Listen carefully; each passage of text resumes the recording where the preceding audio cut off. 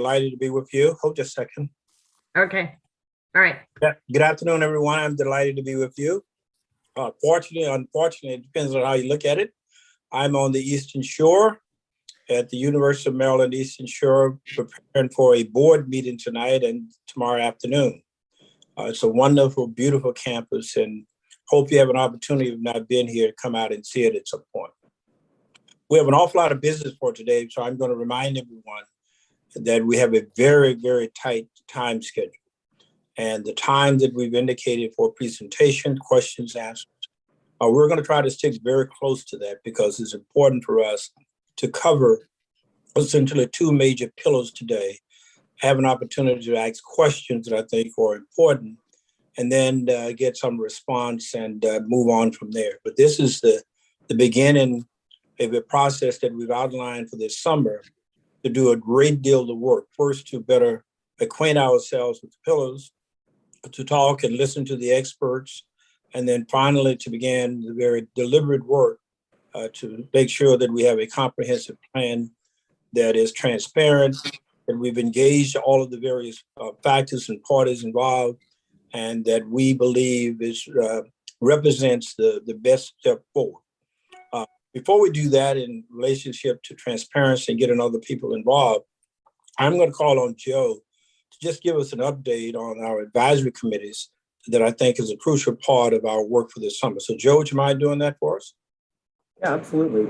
So first off, I want to thank everybody for the entire public for their overwhelming response. I think when we had originally launched this, we didn't know how much interest there was in serving on these advisory committees, and I'm happy to say that we've thus far had 180 applications. So it's the response has been very overwhelming. So just so grateful to so many caring and dedicated stakeholders across the state who are interested in this work and want to help in terms of sharing their ideas and their dreams and in helping to make this a reality. So the 180 applications represent various geographic areas across the state, a diversity of experiences, and represent a very diverse candidate pool. We are still in the process of accepting applications because the final submission deadline is on Monday, June 20th at midnight. So if you are interested in applying and you have not yet submitted an application, you still have a few more days. Monday, June 20th at midnight is the final deadline. After that, the selection committee, we've already gone through and started processing applications, reading through, looking at resumes, looking at what people have submitted. And the selection committee has been hard at work and will continue to do so throughout the remainder of the month. And we hope to be able to present a slate of candidates to the AIB full board by the end of the month. And it is our hope that we can notify those who were selected and those who were not selected shortly after the July 4th holiday. So a pretty quick turnaround on all this, but we have a very dedicated team working on this. And as I said at the beginning, just really overwhelmed and humbled by the amount of interest and support in these advisory committees. So thank you to everybody who's listening on this call who has submitted an application, and for those who submitted nominations and are spreading the word. We are really, really grateful. Thank you, Joe, and thanks to the committee for all its hard work. We are trying to make sure that we meet a very rigorous time frame so that we can have the committees, advisory committees, to be engaged in part of the discussion as we go forward this summer. We're going to have a quick overview from our executive director, and let me turn to Rachel and start that process. Rachel. Thank you, Mr. Chair. Graham, if you can share the comprehensive plan timeline slide.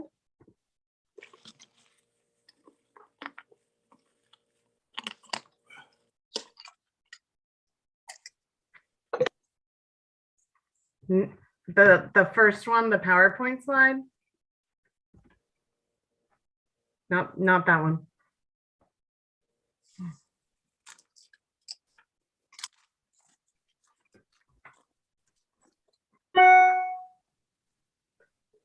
Just one moment, please, while I pull that up. So while he's pulling that up, I'll go ahead and start talking. So as you all know, we are, the AIB is engaged in a series of planning sessions to develop the comprehensive plan that is required to be adopted by December 1st. And so these 3 meetings in June, and we started in May with a really excellent presentation from Andreas Schleicher on international top performing systems and how they perform and what they do, and how some comparison to what Maryland does now and what the blueprint for Maryland's future calls for. The purpose of these meetings here in June are to go through each of the 5 pillars of the blueprint for Maryland's future and build a common understanding among the board and all of the other stakeholders who are hopefully watching these meetings and will be participating in them over the rest of the summer. A common understanding of what top performers do, what and expect students to know what the blueprint for Maryland's future law actually includes, and then also what the Commission on Innovation and Excellence recommended. And in some cases, there are items that are not things that are not specifically in the law that are part of the Commission's recommendations. So that is the goal of this series of meetings here in June. And you can see now up on the screen is the timeline here. So over the summer, we're going to have these 3 sessions in June. And then we are going to, in July and August, move to more interactive working sessions to actually really start to drill down and develop pieces of the implementation plan, as well as talk about implementation strategies, considerations that that need to be taken into account in terms of the timeline and the sequencing of implementation. And then also the AIB also has to establish the expected outcomes for the blueprint and provide sort of benchmarks for and indicators to measure progress. So that is the plan for the summer. We have today's meeting, next Thursday, and June 30th on the books for the initial meetings. And then we're working on a schedule now for the meetings in July and August. They will generally be on Thursday afternoons, but we will share that as soon as we have that available. And then you can see that the overall timeline is to continue working on developing the draft plan throughout the rest of the summer. And then by October 15th to adopt a draft plan that will be shared. Everything is going to be in public, but the draft plan will be available for public comment. And in the month of November, there will be a public hearing where feedback can be provided. Although again, feedback is going to be provided along the way, particularly in the July and August sessions with the various stakeholders. And then also in the fall, to begin providing some training and technical assistance. We're going to be having conversations with the Maryland State Department of Education about what that looks like and how that rolls out. And then by December 1st, the AIB will adopt the what I will call the final comprehensive implementation plan that all of the entities that are going to be implementing the blueprint, and that includes state agencies, local school systems and other local entities like local workforce development boards will be submitting what we're calling blueprint implementation plans to the AIB. Those are going to be due per the statute March 15th of 2023. And then you can see in the spring, the AIB will focus on reviewing the implementation plans and providing feedback. But right now we're back at the beginning of the timeline. We will, after the experts, our guest experts present, I will be back to specifically talk about Pillar 3 and then Pillar 5.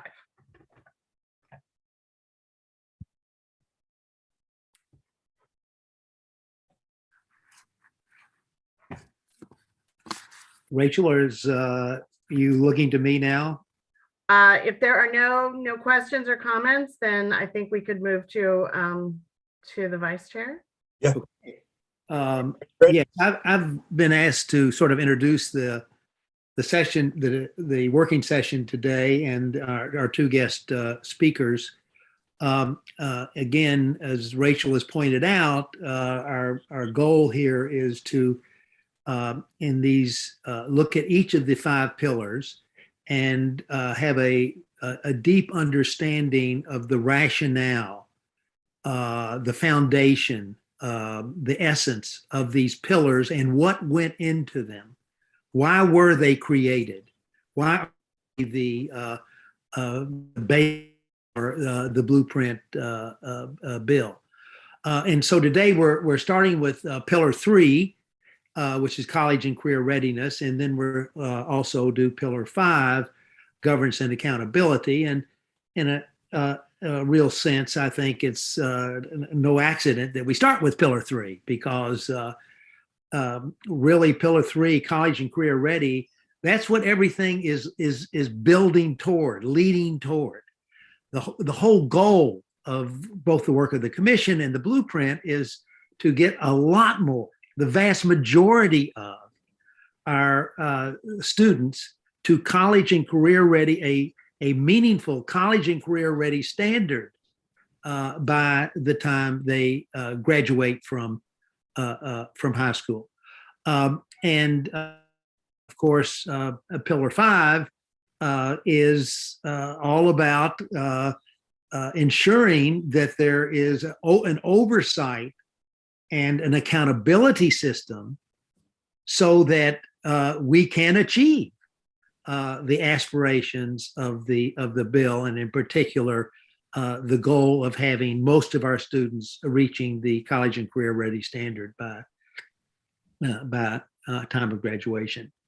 I just want to, before we start, I do want to make just a few brief comments about the commission's work to set the stage for our two guests, and just begin by reminding people that it was the commission's charge was to make recommendations so that Maryland's system of pre-K-12 education would serve its students well, best system in the world, not as well as Virginia or Michigan or any other state, but as well as the best systems in the world.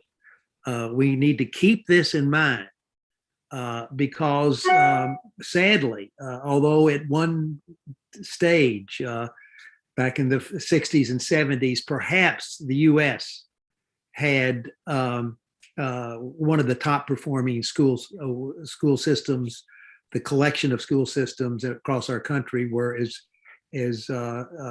very highly regarded, but that's no longer the case.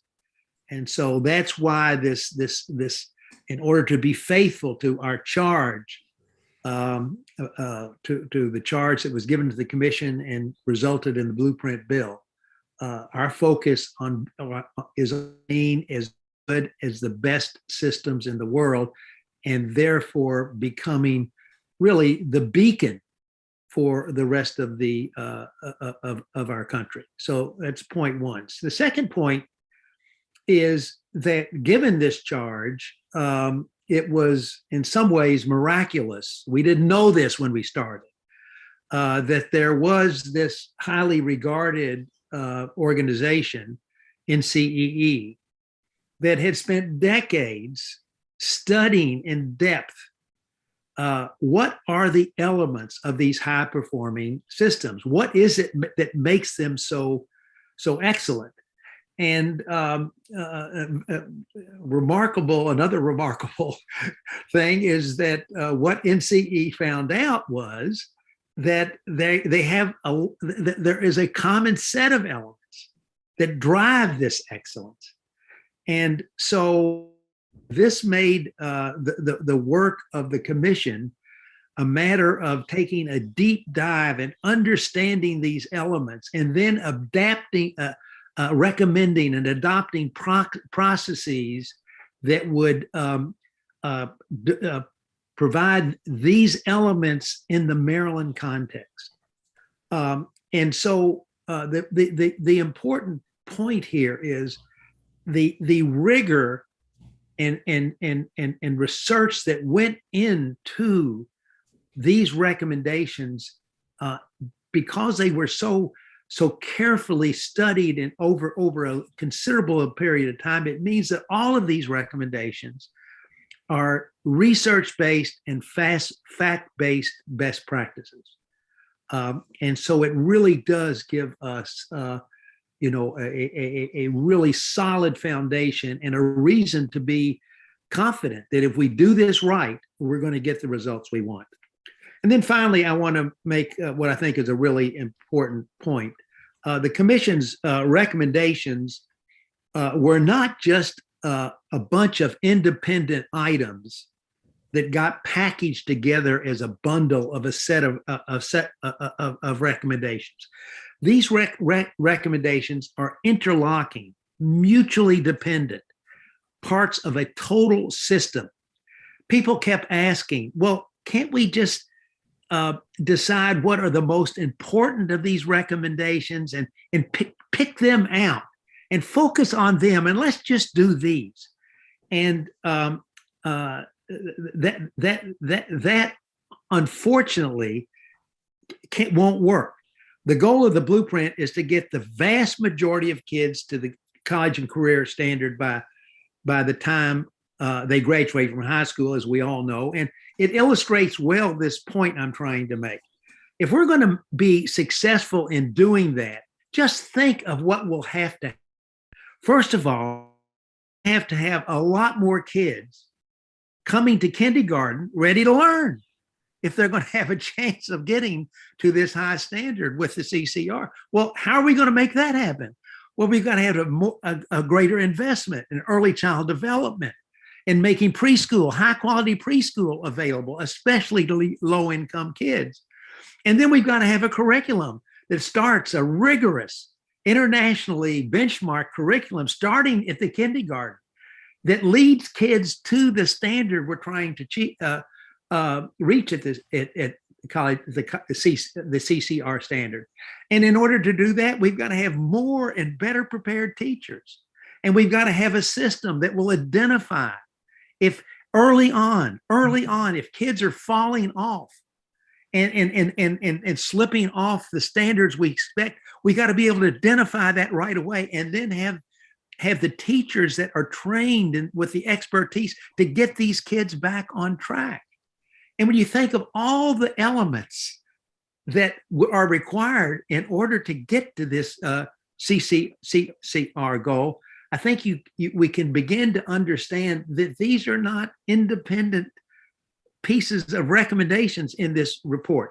You know, the old analogy, I think, was never more apt than with the blueprint, that this really is a chain of interlocking links. And what we're trying to do as a system will only be as strong as the weakest link. And that's to think of this as a system of recommendations that all fit together and cannot be pulled apart and acted upon in an independent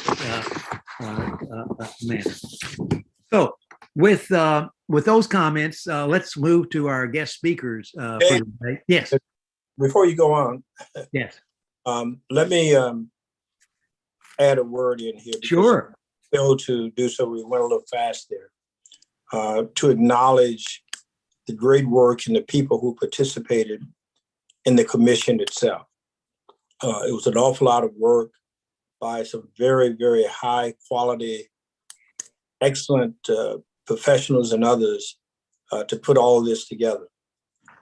It is comprehensive, it's thorough, and it really reflects, I think, the true values of the state of Maryland.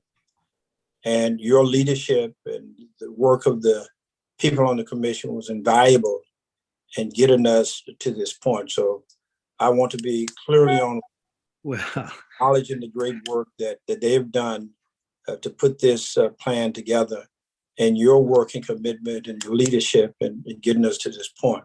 well, That is so important that people recognize the breadth of the work, the importance of it, but more importantly, how well and how long people worked to get us to this point. So, well, thank you, Ike. That's well spoken, and you're absolutely right. We had a 25 unbelievably dedicated people doing this work, and that brings me to the introduction of our experts in a very nice way, because they were 25 dedicated people that worked very hard, but let's face it, experts in what makes high performing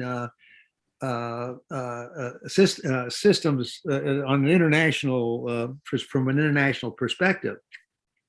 And so fortunately, we did have NCEE to guide us, and we have with us today Mark Tucker, who Mark is has just an international reputation, recognized author, expert, leader on benchmarking performance internationally in K through 12 education. He founded NCEE and led it for 30 years, and was absolutely, he and his team were there to help us understand what we needed to do to fulfill our charge, and help us adapt these strategies and these high performing systems to the Maryland context. So, Mark, for being with us today, and we also have another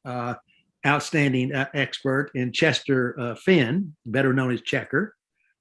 Checker is a highly acclaimed scholar, educator, author on pre-K through 12 education, who has been really at the forefront of the national debate on school reform.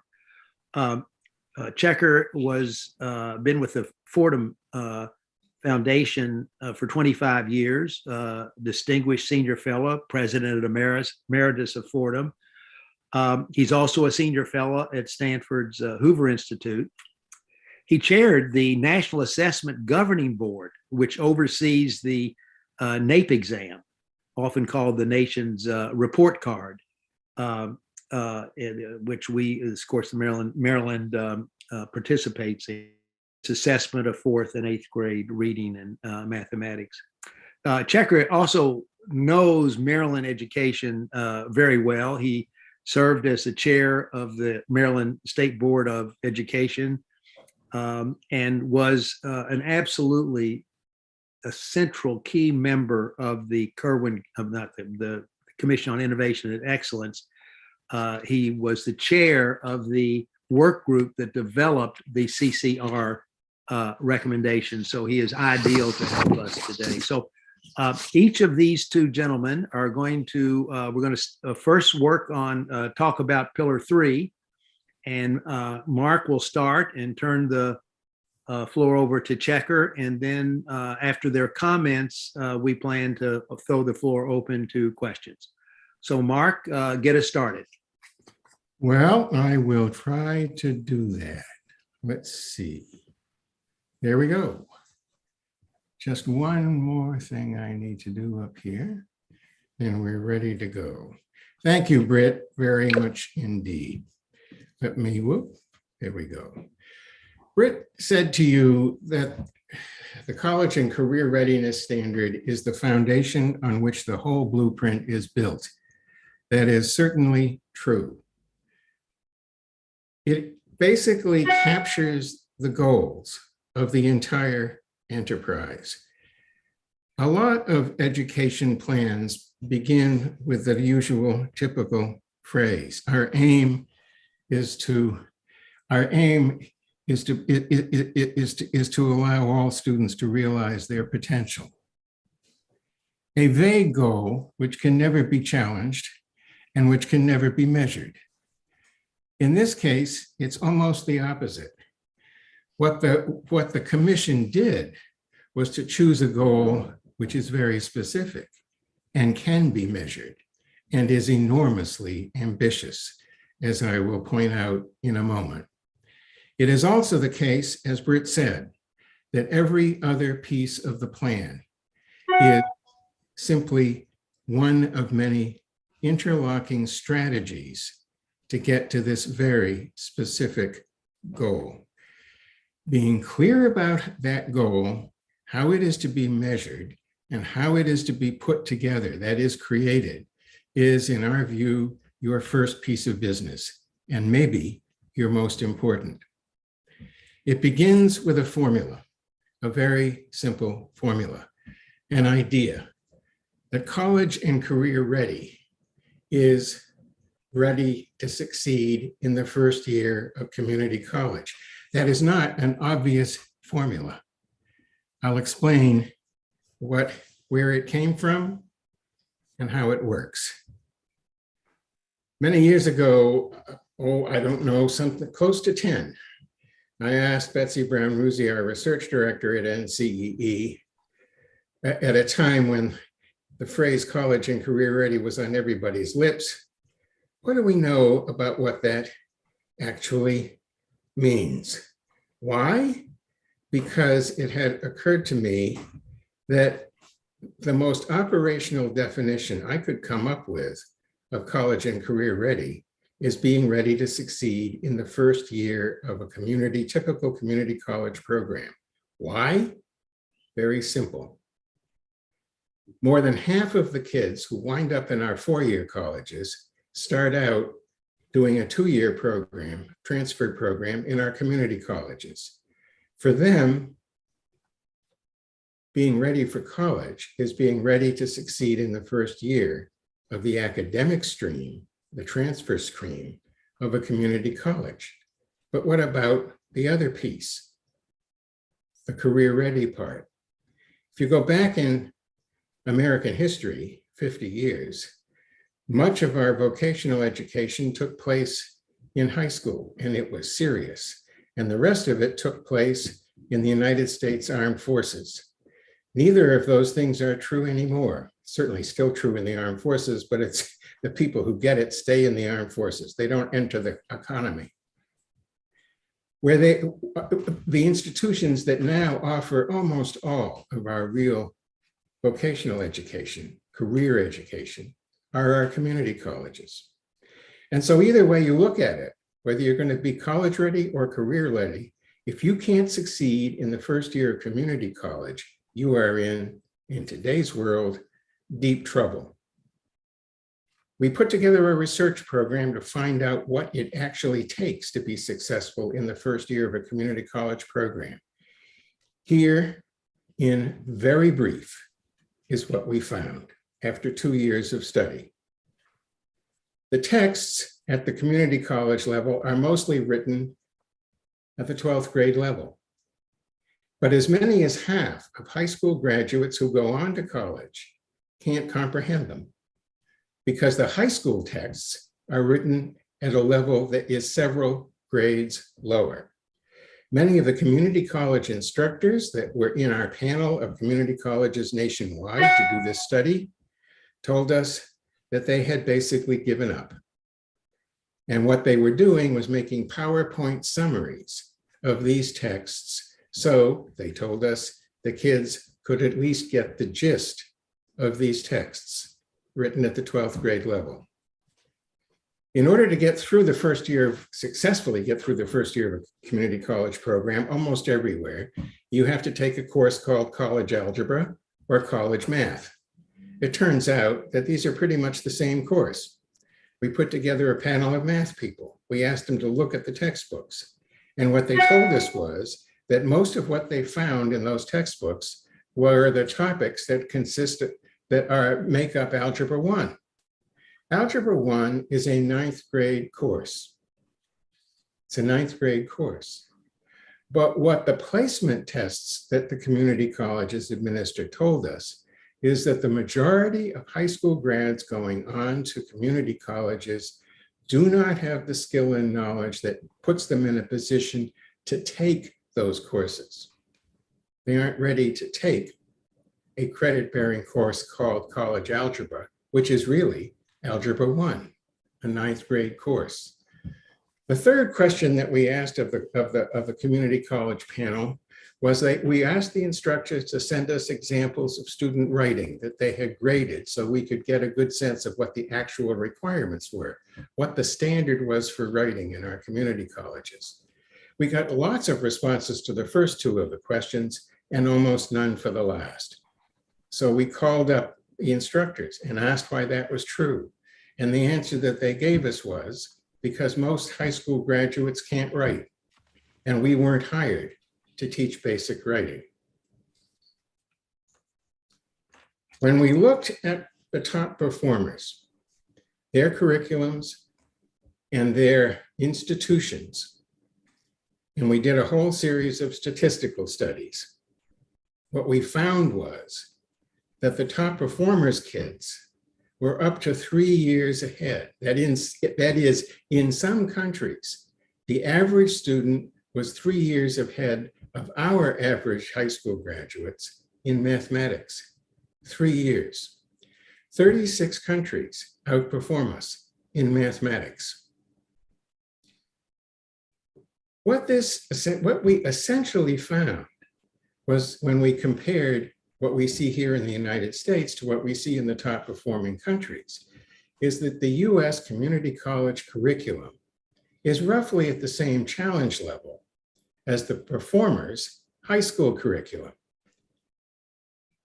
Put another way, our kids going off to college are, in those countries, just going off to get a high school curriculum.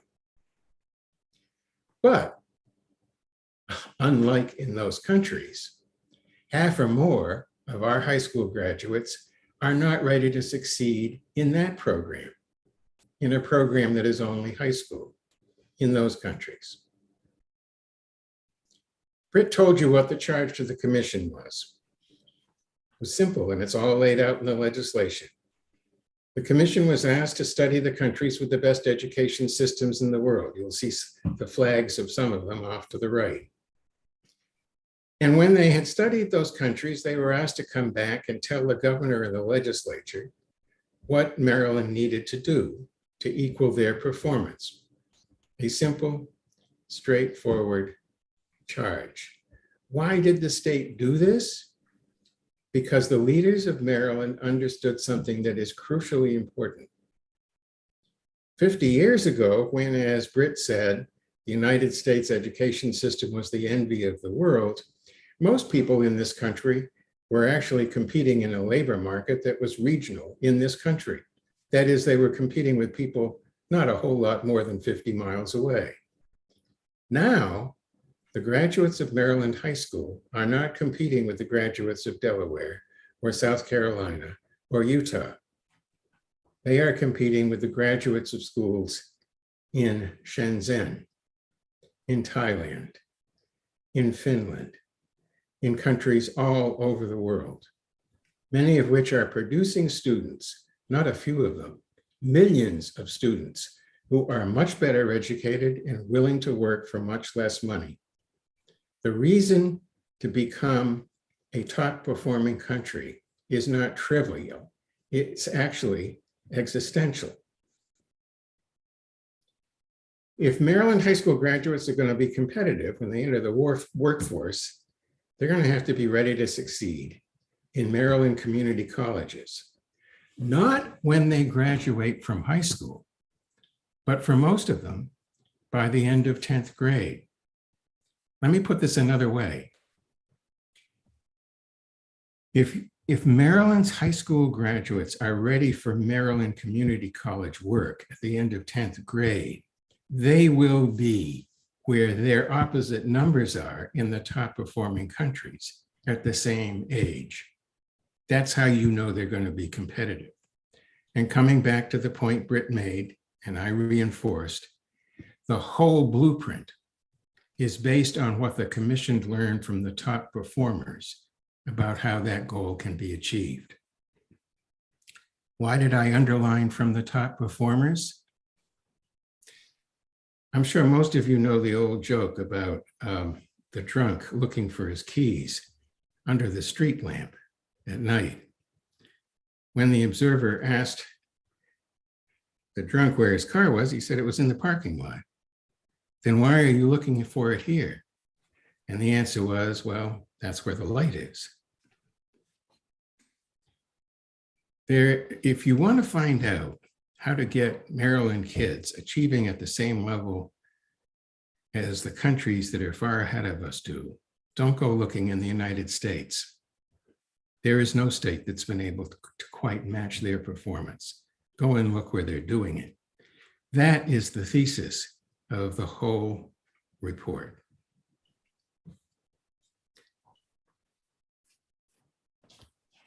Imagine that that has actually been done. That is, that students who are prepared for programs that your community colleges are currently offering are prepared not at the end of high school, but at the end of 10th grade. What the legislation says is that they will now be in a position to choose, not to be streamed into, but to choose among the following. They would be able to choose every student in Maryland who has met that requirement would be able to choose among 3 globally recognized diploma programs. These are programs, each has its own exam system and its own curriculum. They are international, and the diplomas they issue are recognized by top universities all over the world. Included among them would be the AP Diploma Program, the University of Cambridge Diploma Program, and the International Baccalaureate Program. Maryland students who had gotten their CCR at the end of 10th grade could choose among those, knowing that by meeting the CCR standard, they had actually made themselves ready for success in any of these programs.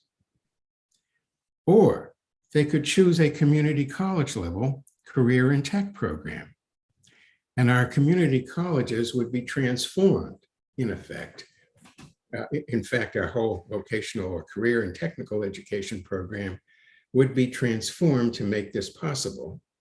So that what they would get is not what high schools now offer in career and technical education, but a vastly better program of vocational and technical education, including certificate programs of the kinds that are now offered in our community colleges, apprenticeships of the kind offered by our unions, and other programs ending with employer-recognized credentials that lead to really rewarding careers.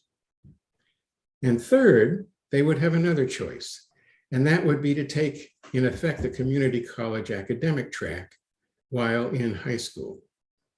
That could take the form of a program of dual credit courses, but if they wanted to, they could complete an entire associate's degree program in high school at no cost to themselves and at no cost to their parents, getting an associate's degree when they walked across the platform to get their high school diploma, ready for the last 2 years of college. All of that actually is perfectly possible. Many more, and if it happened, if you can make that happen, many more Maryland students would leave high school very attractive candidates for admission to the world's best universities. Many more would leave with an associate's degree, ready to transfer to a 4-year college. Many more would leave with work credentials that employers really value, ready to begin a rewarding career. And because of the curriculum that they had been taking, they would be ready to continue learning all their lives. That sounds like a dream. It sounds impossible. There's no state in the United States that has done it. So what on earth made the commission think that you could do it, that Maryland could do it? The answer is up on the right. Because millions of students in other countries routinely do it. Many of them are in countries from which the kids in our country came. If they can do it, we can do it. But there are two big ifs. Our kids can do it only if you don't flinch. You, the members of the Accountability and Implementation Board, if you don't flinch on the standards, a point I will come back to in a minute.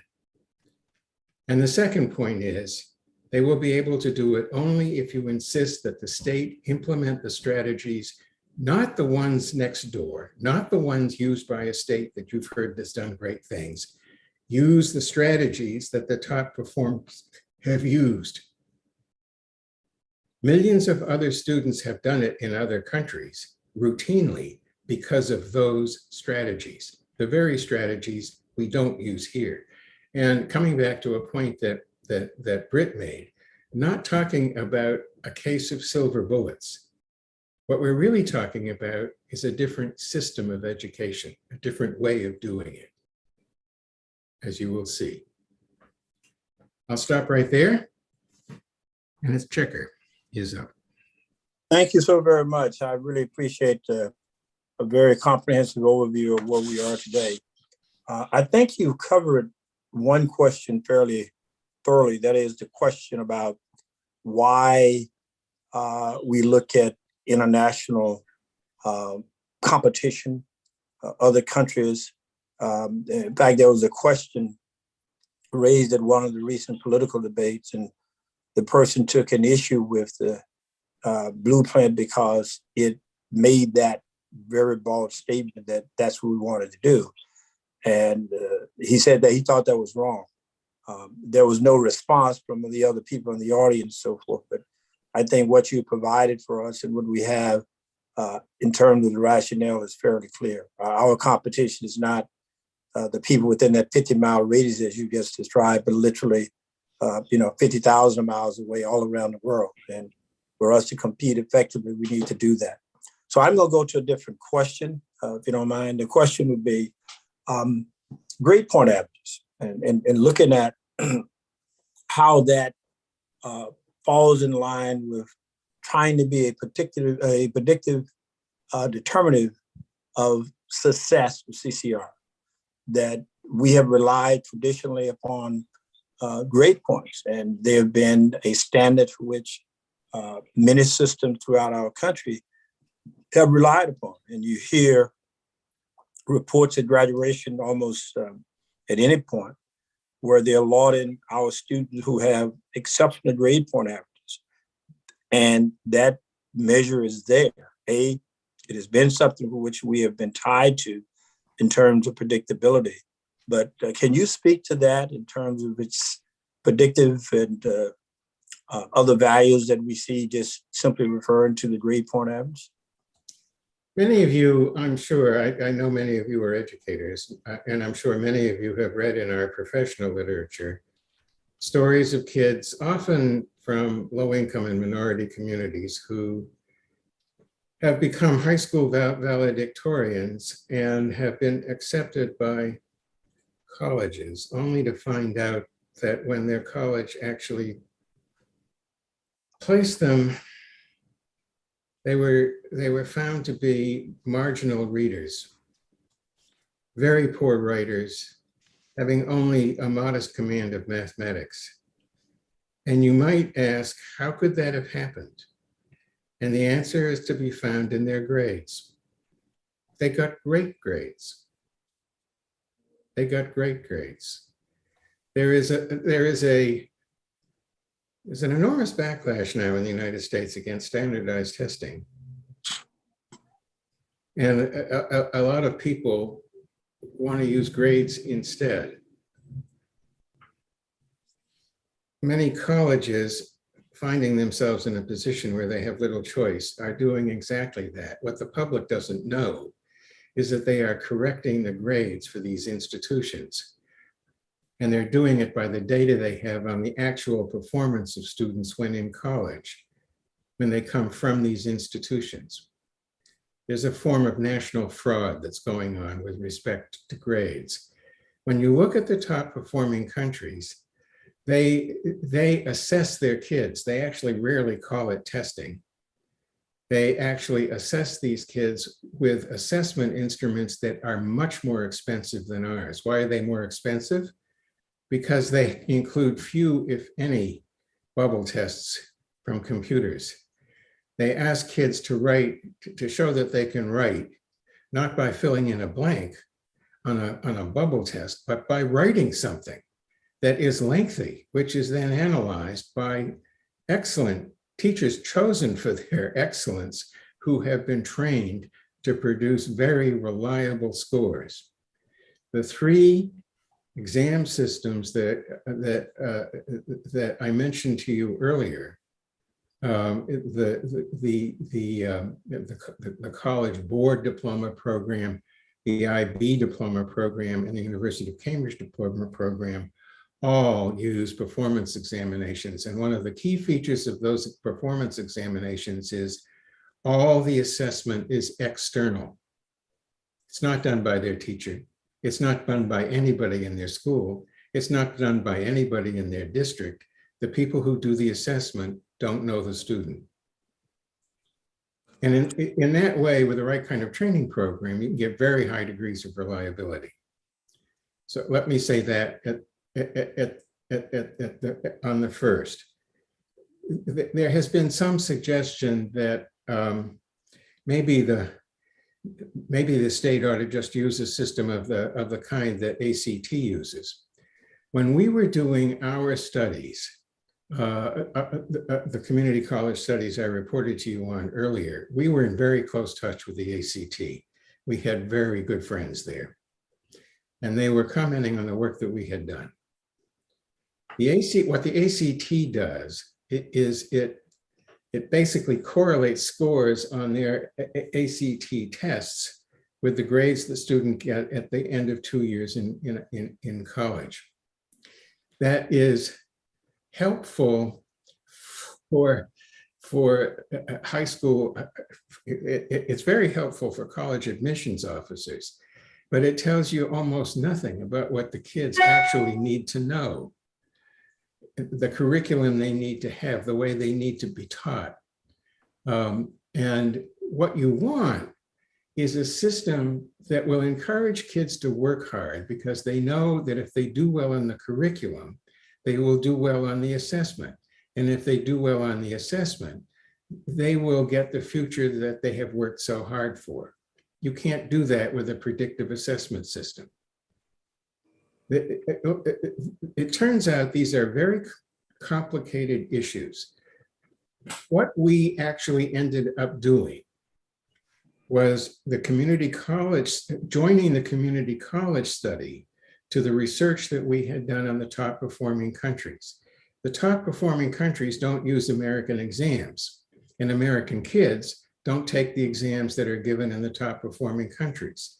We had to find a way of combining what we knew about our community colleges and kids' performance with what we observed in these other countries about their performance, and making a judgment about how far behind our kids were from the top kids in the top performing countries. We did that with a set of very complex technical studies. I would not begin to take our time today to describe them to you, but my advice to the board, the AIB, is very simple. When we did all this work, we went after some of the top test and measurement experts in the United States. It was a really terrific group of people. They were first-class statisticians. We had first-class math people and reading people. We had people, it was a multiracial group, and they came from many parts of our society. We were looking out for lots of issues as we went through it. I would strongly advise this group to get a similar group of people to help you through these issues.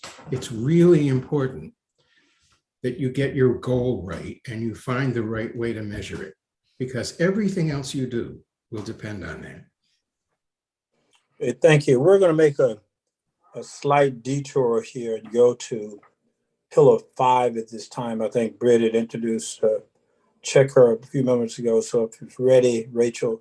Actually, Mr. Chair,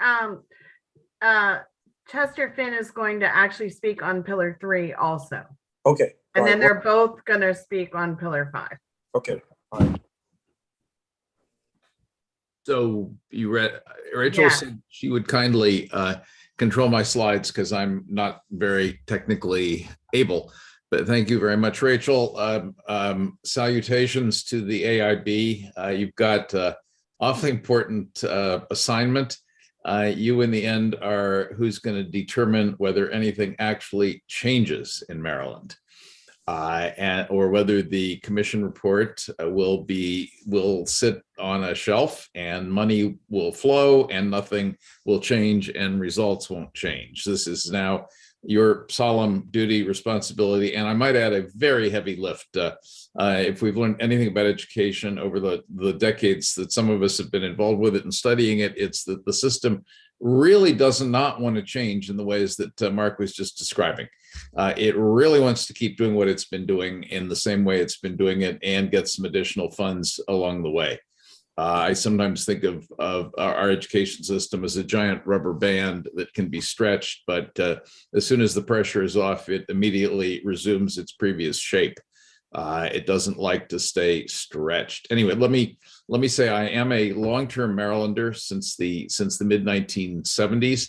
I was, as Britt said, on the State Board of Ed for a full term.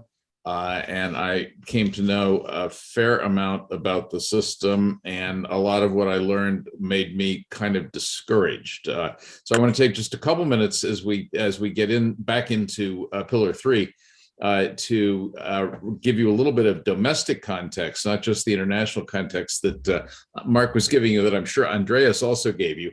But a little bit of kind of recent data from Maryland, fairly recent data. Rachel, go on to the next slide if you wouldn't mind. This is from NAEP, the National Assessment of Educational Progress, which does give Maryland data on grades 4 and 8 every 2 years in reading and math. This is 8th grade reading. This is as recently as 2019. So this is before COVID. This was actually the last NAEP administration before COVID made things worse. And I think you should focus on the middle column, the one that says at or above proficient, because that is the standard that NAEP uses, but it's also the standard that ultimately correlates, and there's been good research on this, ultimately correlates with college ready at the 12th grade level. This is now 8th grade proficient. And if you'll see at the top, the most recent year Maryland did this, only 36% of Maryland 8th graders were proficient readers, according to the national assessment.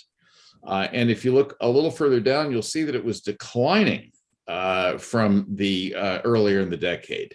It had been as high as 42%. Not great, but better than 36%.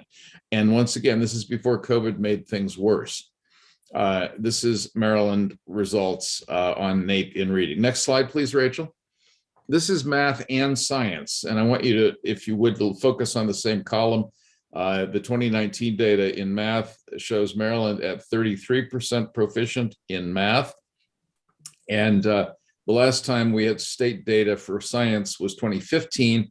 At that point, that's at the bottom of the slide, Maryland kids in, again, 8th grade were 36% of them proficient in science. So this is the gap that needs to be made up, and you'll see another version of it in the next slide. If you go ahead, Rachel. This is now when Maryland was using PARCC for its summative testing in high school.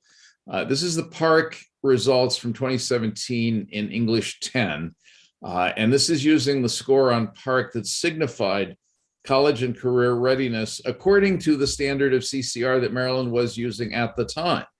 And you will see that just under half of Maryland 10th graders were at the CCR level in English 10.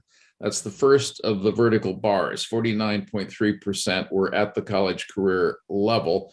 And if you want to get even more depressed, look at the bars next to it, which shows the racial gaps. As high as 77% for Asian kids, but as low as 29% for African-American kids and 28% for low-income kids. These are the achievement gaps within the state, not just the overall gaps between the state and an external standard of adequacy or proficiency. And this, once again, is 2017, again pre-COVID, but this time looking at high school data. The previous slide was looking at 8th grade. You want to go on to the next slide, please, Rachel? This is now, this past autumn, this is Maryland's Kindergarten Readiness Assessment, the KRA. This is post-COVID. This is what was happening when kids came back to school this fall. 40% of Maryland kindergartners entered their classrooms fully ready for kindergarten. 40%. 60%, according to Maryland's own test, at current levels of expectations. Let's be clear on that also. Not a higher level of expectation for kindergartners, but the one we're using now. 60% did not demonstrate the knowledge, skills, and behavior to actively engage the kindergarten curriculum. That's down from 47% pre-COVID. So that you can see a bit of the COVID loss right here. The 47% who were kindergarten ready in 2019, down to 40% kindergarten ready in the fall of 2021. And next slide, please. Maryland also gave its state assessment that was scheduled for 2021 in the fall of 2021. So again, we're looking at just this past fall entering the current school year. And this is just the Baltimore Sun headline and article. Fall 21 state assessments. First, Maryland's standardized school tests since start of pandemic see dramatic drop in student achievement scores.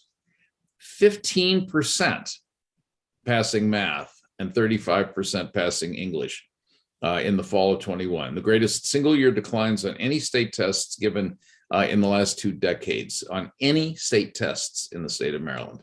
So what was bad when the commission started its work, which was before COVID, is now palpably worse. And we've got a much steeper hill to climb than we had even when the commission got going. And this is a pretty solemn and pretty, I'm going to say discouraging, but I'd rather you think of it as an enormous challenge that has to be overcome for the good of the kids and the people and the taxpayers of the state of Maryland. Next slide, please, Rachel. So back to Pillar 3. Pillar 3 has 5 essential ingredients, 4 of which bullets are on this page, and the 5th is on the next page. And so just to jump through them. First essential, what Mark was talking about, set the CCR standard to global standards, such that those reaching it have the required literacy in English and math and science to succeed in first-year credit-bearing courses. Let me pause here and respond also to Ike's question about grades. Teachers in America are under enormous pressure to raise grades on kids, whether the kids have earned it or not. This is commonly called grade inflation. There's a lot of evidence that it's actually occurring. The more pressure we put on grades from teachers, the worse it's going to get in terms of inflation of grades, because everybody's going to be saying to teachers, you got to give that kid a higher grade, otherwise you won't get such and such. Parents push, kids push, principals of schools sometimes push, the larger society pushes, the equity issue pushes. We can't put that much burden on teacher grading. We've got to have an external standard. We've got to have an external metric of some kind. It doesn't have to be a bubble test, as Mark was saying. It shouldn't be a bubble test, but we can't just do it on the basis of teacher assigned grades. Second essential, an internationally benchmarked curriculum that enables most kids to achieve CCR status by the end of grade 10. This is going to has to be accompanied now, bullet 3, a fully aligned instructional system, not just a curriculum. Curriculum, syllabi, assessments, clear examples, formative assessments to help teachers, and a lot of things that aren't on the slide. Teacher preparation and professional development would be one example. Supplemental materials besides the core curriculum would be another example.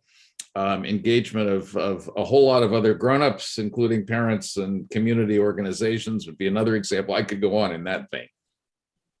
Bullet 4, with CCR in hand, the students pursue a choice of pathways in grades 11 and 12. Mark already outlined what the pathways are. They basically boil down to advanced academics of the AP kind. That's 1. Early college of the community college kind. That's 2. And a rigorous technical education leading to industry recognized credentials and high paying jobs is 3. Which I emphasize on the next slide, which is the 5th bullet. Push it ahead 1 slide, please, Rachel. The 5th bullet is to create a CTE system that the state does not currently have, and includes apprenticeships, and it includes what high schools do and community colleges do and industry does, to produce graduates of the CTE system ready and qualified to work in the fields that will propel Maryland's economic future. There are a bunch of reasons for doing all this stuff, and many of them, though not all of them, are economic. I might add, we're also trying to grow citizens. We're trying to grow informed voters. We're trying to grow people who can participate in their neighborhood and their community and the cultures in which they live. There's a whole lot of reasons for doing this. Economic success of the individuals and of the state is certainly high on that list. Next slide, please, Rachel. A little bit more on CCR. This is somewhat repetitive of what Mark said. Global standards, not just looking at Delaware or Ohio. A rigorous and aligned curriculum from pre-K through 12. We don't do that in Maryland today. We surely don't do it on a statewide basis. And in many cases, we don't do it on a district basis. Rigorous, aligned, and ready to have kids at the CCR level, as many of them as possible, by the end of 10th grade. They're not going to all get there by the end of 10th grade. We'll keep working with those that don't. The 10th grade is a very, very high bar in a state, a country that isn't accomplishing it by 12th grade today. But it doesn't mean you give up on those that don't make it in 10th grade. You stick with it. Meanwhile, in order to know whether kids are on track, you have to have curriculum standards and resources for every subject at every grade level. And then for kids who don't make the CCR bar by the end of 10th grade, districts have to offer not just you flunked so repeat it kinds of courses, different courses that allow students to master the material and reach CCR by the time they graduate from high school. They're not going to be in these other pathways. They're going to be trying to reach CCR. They can do other stuff at the same time, but they still have to reach CCR before they graduate. And that doesn't mean just going back and taking the same course you flunked. It really does mean being ready with a different array of ways to learn and things to learn that get you to the same exit point. Next slide, please. I've just got a couple more. As you know, but you all have to oversee this, the State Department of Ed is, with your consultation, is supposed to contract to conduct an empirical study of what CCR will be going forward. Based on the results of the study, the department is supposed to develop new standards and assessments for every grade level in the core subjects. And now this is the old schedule. I know it's already been lengthened, but this was in the commission report, which said, beginning with the school year that has just ended, students are assessed no later than 10th grade for whether or not they're meeting the CCR standard. That's what the commission had in mind. I know the timeline has already slipped.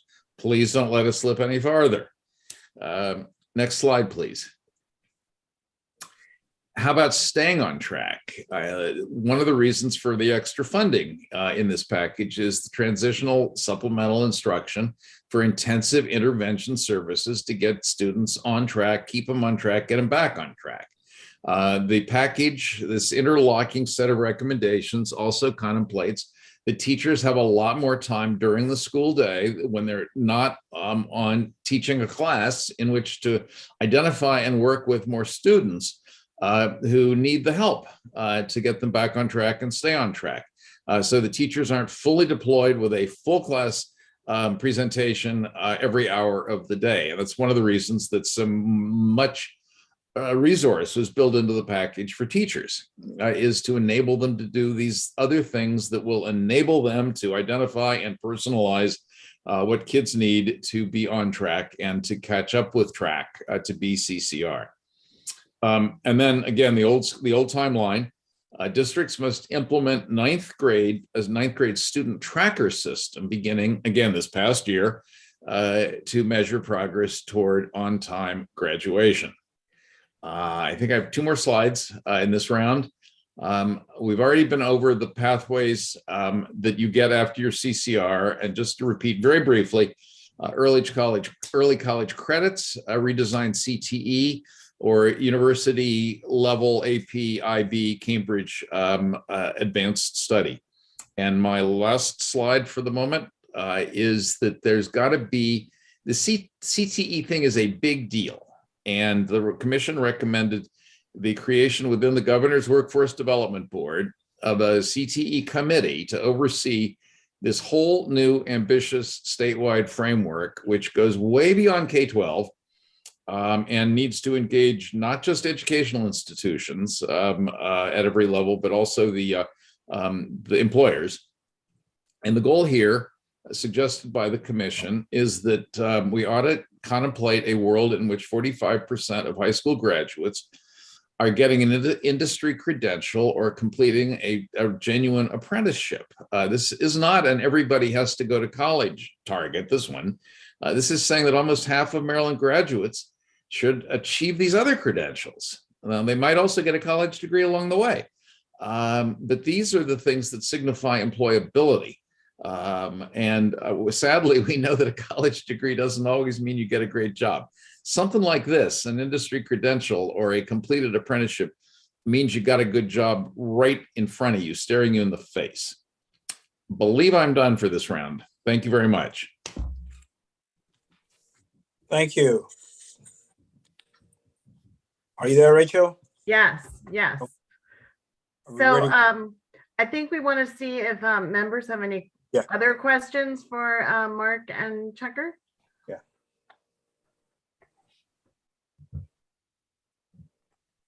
I can't I have see. a question, but I don't want to, I spoke earlier, so let me see if anybody else has one first.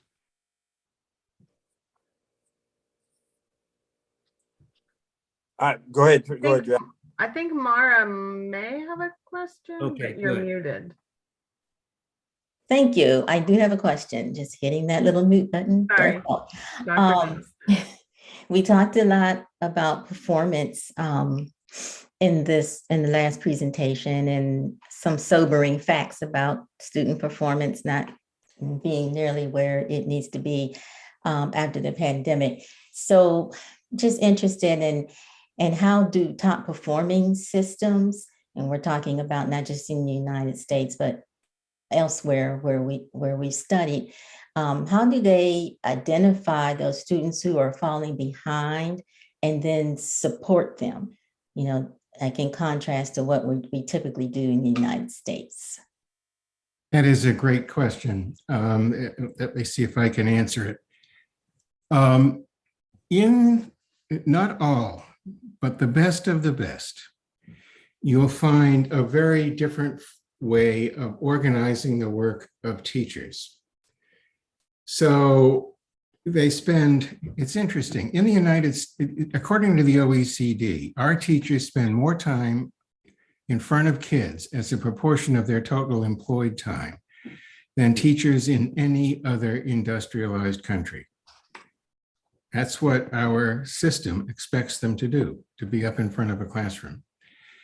That's not true of the top performing countries, where they spend time, obviously, in front of kids, but a good deal less time. They spend a lot more time working with each other, and they spend a lot more time working with 1 or 2 kids at a time. All of this is orchestrated. So for example, a typical pattern is to have an hour a week for teachers of the same grade to work to meet with each other, and at least an hour a week for teachers of the same subject to meet with each other. There are many other ways in which they meet with and work with other teachers, but those are anchors to the system.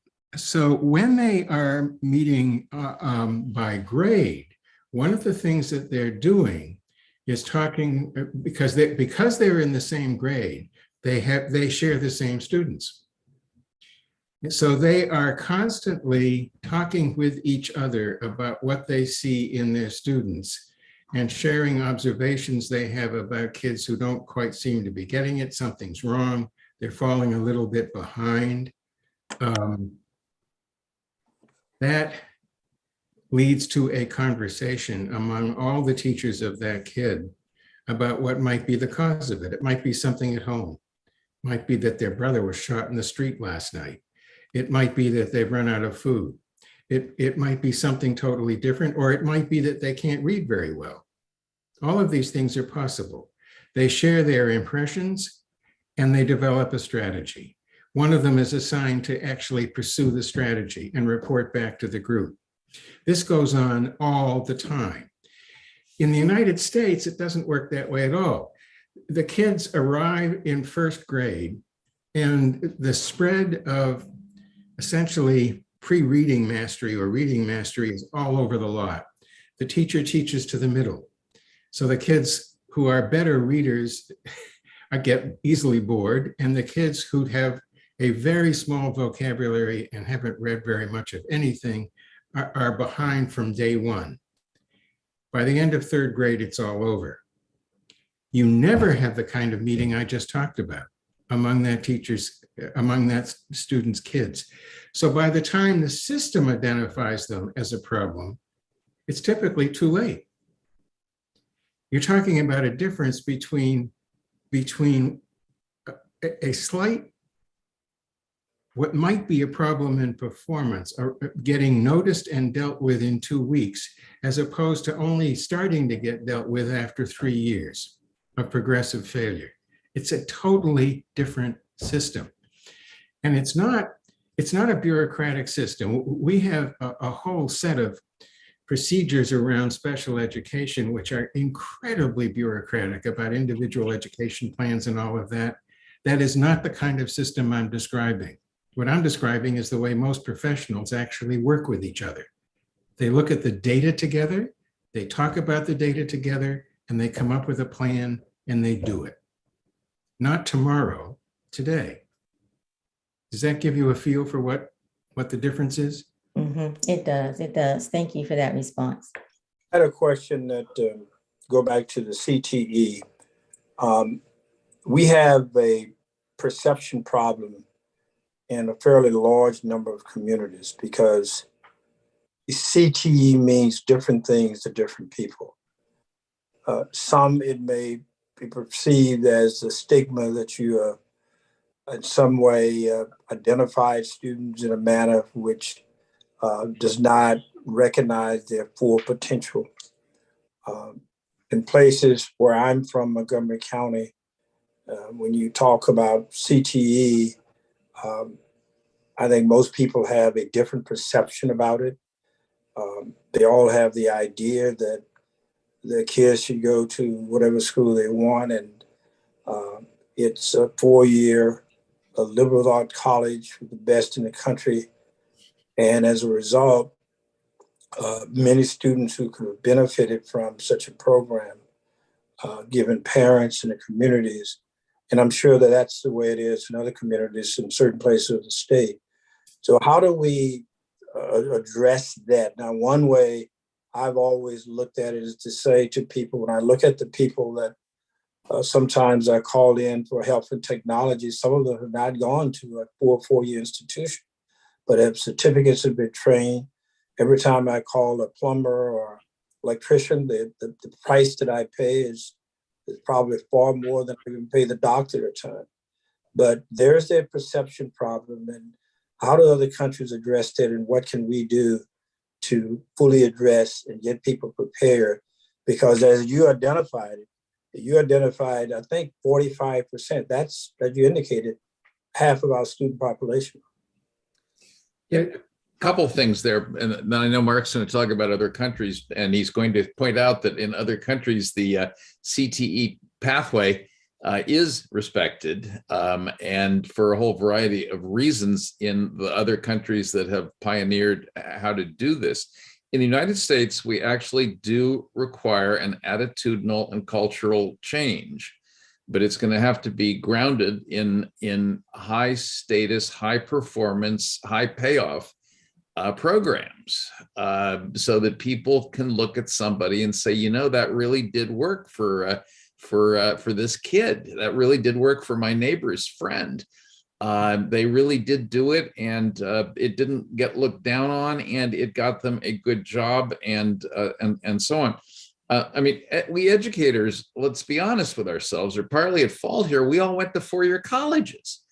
We probably expect our kids to go to four-year colleges. It's a little difficult for us as educators and advisors to suggest that, well, maybe this pathway might be a good idea for this other person.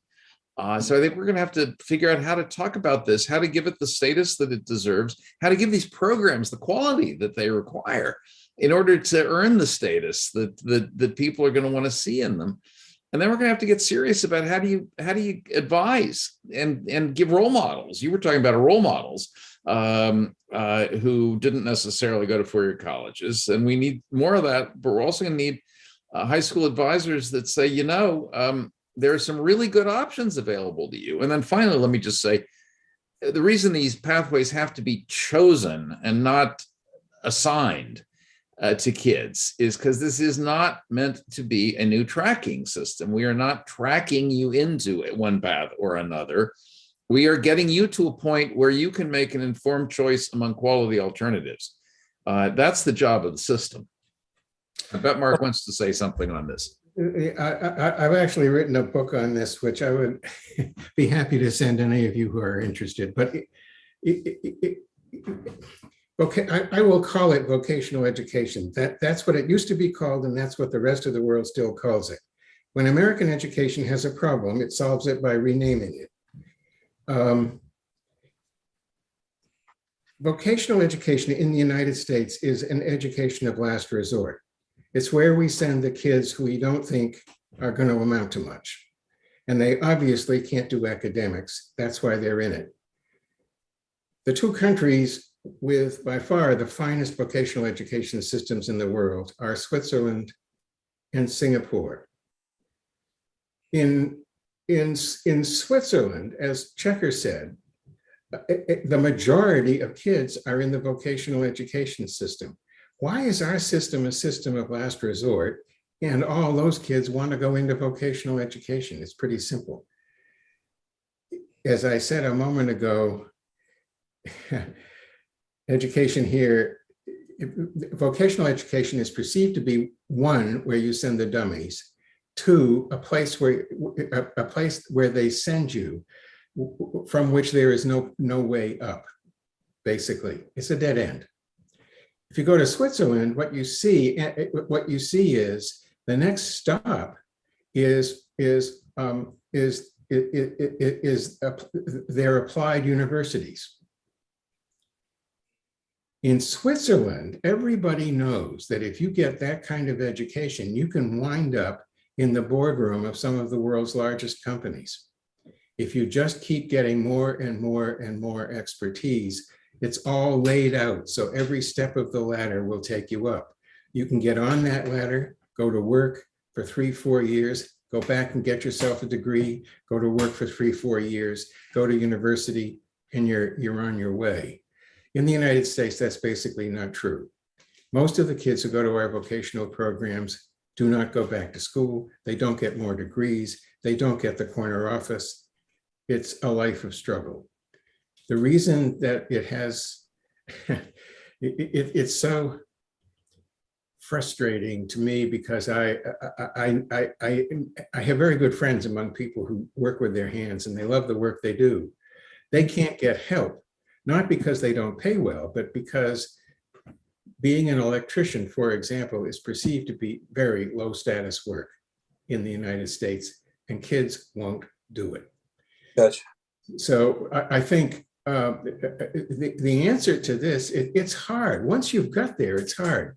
But Singapore is very instructive because they got to where we are. About 20, 25 years ago, they had built a system which was phenomenal for academic education, leading to first-rate university education, and which helped them build one of the most successful economies in the world. And they ended up doing exactly what we have done, making their vocational system a system of last resort. And they realized that their whole economy was in trouble and their whole political stability was in trouble if they kept doing that. That's when we parted company with them. The prime minister and his top cabinet ministers took a whole year to figure out what the hell to do. They built a system of vocational schools, basically a combination of our upper high school and community college. They consolidated all of their vocational programs and built 4 institutions, it's a population of 5.5 million, that look for all the world like modern universities. They built beautiful institutions for vocational education, and they made them like universities. There were gym programs. There were all kinds of courses that they could take. On the first floor of these institutions are barbershops, little grocery stores, places where they built opportunities for kids to actually do the work, integrate the academics. They made it plain this was not for dummies. They connected these programs to their polytechnics, so it was clear to the parents that these were not second-rate programs, and the prime minister and his immediate deputy took a whole year. They were on radio, they were on television, they had special events. They basically made it clear to the parents of Singapore that they meant it. This was a very high priority for them, and kids going on to this kind of work were heroes. And then they did something really neat. Yeah, everybody has a culinary program. Not everybody formed a partnership with one of the best French chefs in Paris to run it. They had a lot of airplanes, big commercial jets, big ones, get rebuilt in Singapore. They formed a partnership with Boeing and Rolls-Royce that makes the engines for Boeing's planes. And that's where they train kids for that industry. Boy, can you imagine what that's like? They made an arrangement with the biggest oil drilling platform companies in the world and created opportunities for their high school kids to start training in those programs in those oil platform building companies in programs which, if they kept going, could lead them to the top of the company. Okay. If you're serious about this, there's a way to do it. Gotcha. There's a whole system. Honestly, Checker referred to it.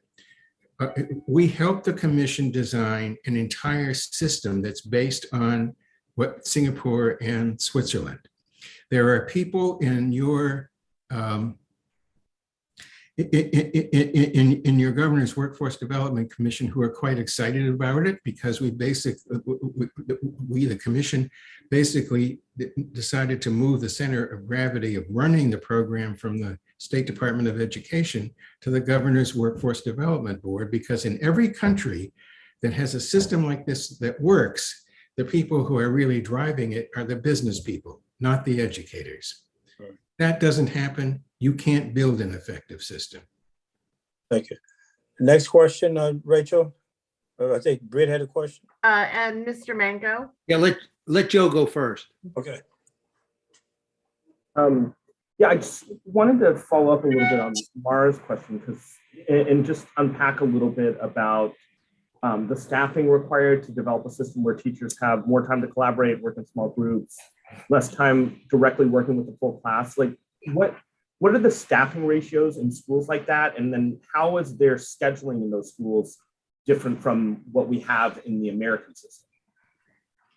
Well, one thing we should do is point out that one of your other pillars is going to focus on the commission recommendations in this area.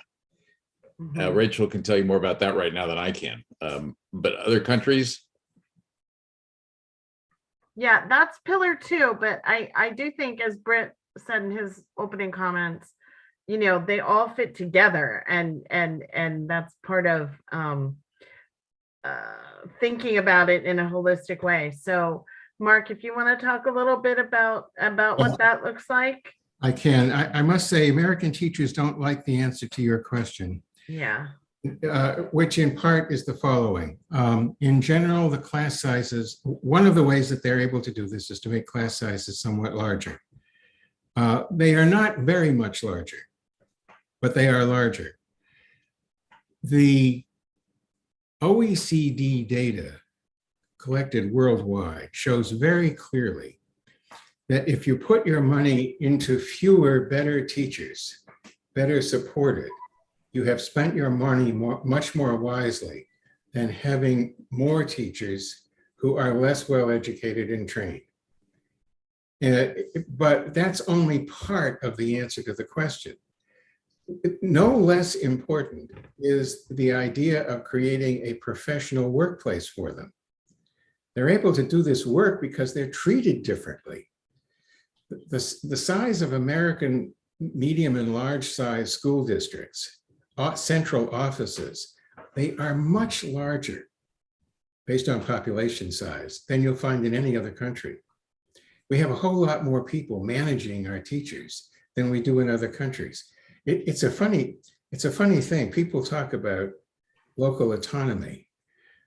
We're a country that has lots of local autonomy for the school boards, and for the people in central office, we have a lot less autonomy for teachers in the United States than in almost any other country, because they don't have the central offices telling them what to do every day. And if you can create a professional environment for teaching where it's really up to the teachers to figure out how to run the school, that looks a whole lot more like a law firm where you've got teams of people assigned to big cases, each of whom is bringing their specialty to the work, all of whom are being depended upon by everybody else to get the job done. All of whom feel great when everybody else recognizes the strength of their contribution. That's not the United States. In the United States, the individual teacher closes the door. I have autonomy when I'm by myself. It's an entirely different idea about what it means to be a professional.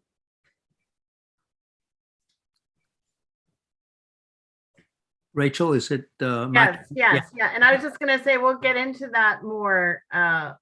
So it's a really good question. I'll just add another comment to Joe's question is when the recommendations do call for our teachers to spend less time Yes. in actual classroom presentation and more time working as teams and with students that are having difficulty.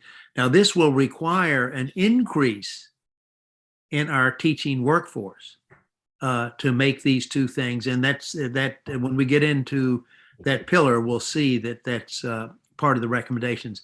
But I have a question that is really important for us. You know, when we did the commission recommendations and the blueprint bill was developed, it was all done with a very nice, logical timeline.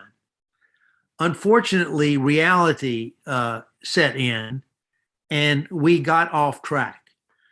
AIB didn't get created on July 1, got created in November. And so things got pushed back and so on and so forth. So as a result, and I think you all know, MSDE has the responsibility for developing the CCR standard. And they're saying that standard is not going to be ready until the fall of 2024. I'd like your thoughts on should we do about these pathways between now and then? I mean, do we wait until the CCR standard is developed and then start building these pathways that are the centerpiece of the work? Or are there things that we could begin to implement even in, say, fall of 2023 to get the ball moving? What would you advise on this point? I hope my question is clear, and how would you advise us on this matter? I wouldn't wait for a minute. You've already got an interim CCR standard. You've already got assessments that can be calibrated so that kids can take. But on the pathways, every district in the state already has rudimentary versions of all these options available now. It's a matter of thinking about them in an organized way. And this can be done within a high school. It can certainly be done within a district. I mean, every district has some AP. I think they all have some IB. They all have some CTE. Many of them have some kind of early college. It's a more matter of saying, let's take what we've got and as fast as we can figure out how to advise kids who are doing well enough in high school about how to build these things into their schedules in the rest of high school. I think this is much more a matter of just saying, let's get going with the kids who are ready for it and the programs that already exist. I am exactly where Checker is. If they don't have an IB program, it actually takes quite a while for a school to get the right to offer an IB program or a University of Cambridge program. Your school has to meet a set of criteria. It has to go through a process. There's no reason for a school to wait for a school district to wait to do that. They can start the process now. Part of getting certified as an IB school is to get your teachers trained. Get them trained now. Same thing with Cambridge. It's possible for the state, I think, to work with the College Board to get a version of the College Board diploma going in Maryland high schools without waiting. But you're not going to have the same volume of kids going into those programs as you would if they were coming out of the end of the pipeline that would be available after the CCR has been up and running for 10 years, but that's fine. Start with where you are and learn how to do it, get your people trained, figure out how the system works so that when these other pieces are in place, you can go for it. Yeah. And you know, that's true of every single part of the whole plan. Yeah. Well, one other important aspect is that we want to have special programs for kids who aren't CC ready in the 10th grade to get them CCR ready by the time they graduate. So that's work that could be done. That's work that ought to be done, very early in this process, it seems to me. So I just throw that out as well as these other pathways. And that leads me to make a second point. The way we usually education policy making is usually a process of responding to the latest crisis. So whatever that may be, and what we throw at the latest crisis is the latest silver bullet. So one of the features of the plan is early on to enlarge, to have a statewide tutoring program that works. It seems to me the urgency for doing that, given COVID, is now enormous. But one of the things we know about tutoring from the research that's been done on it is that a tutoring program that is not related to the program that the kids get in their regular classes in school rarely makes much of a difference.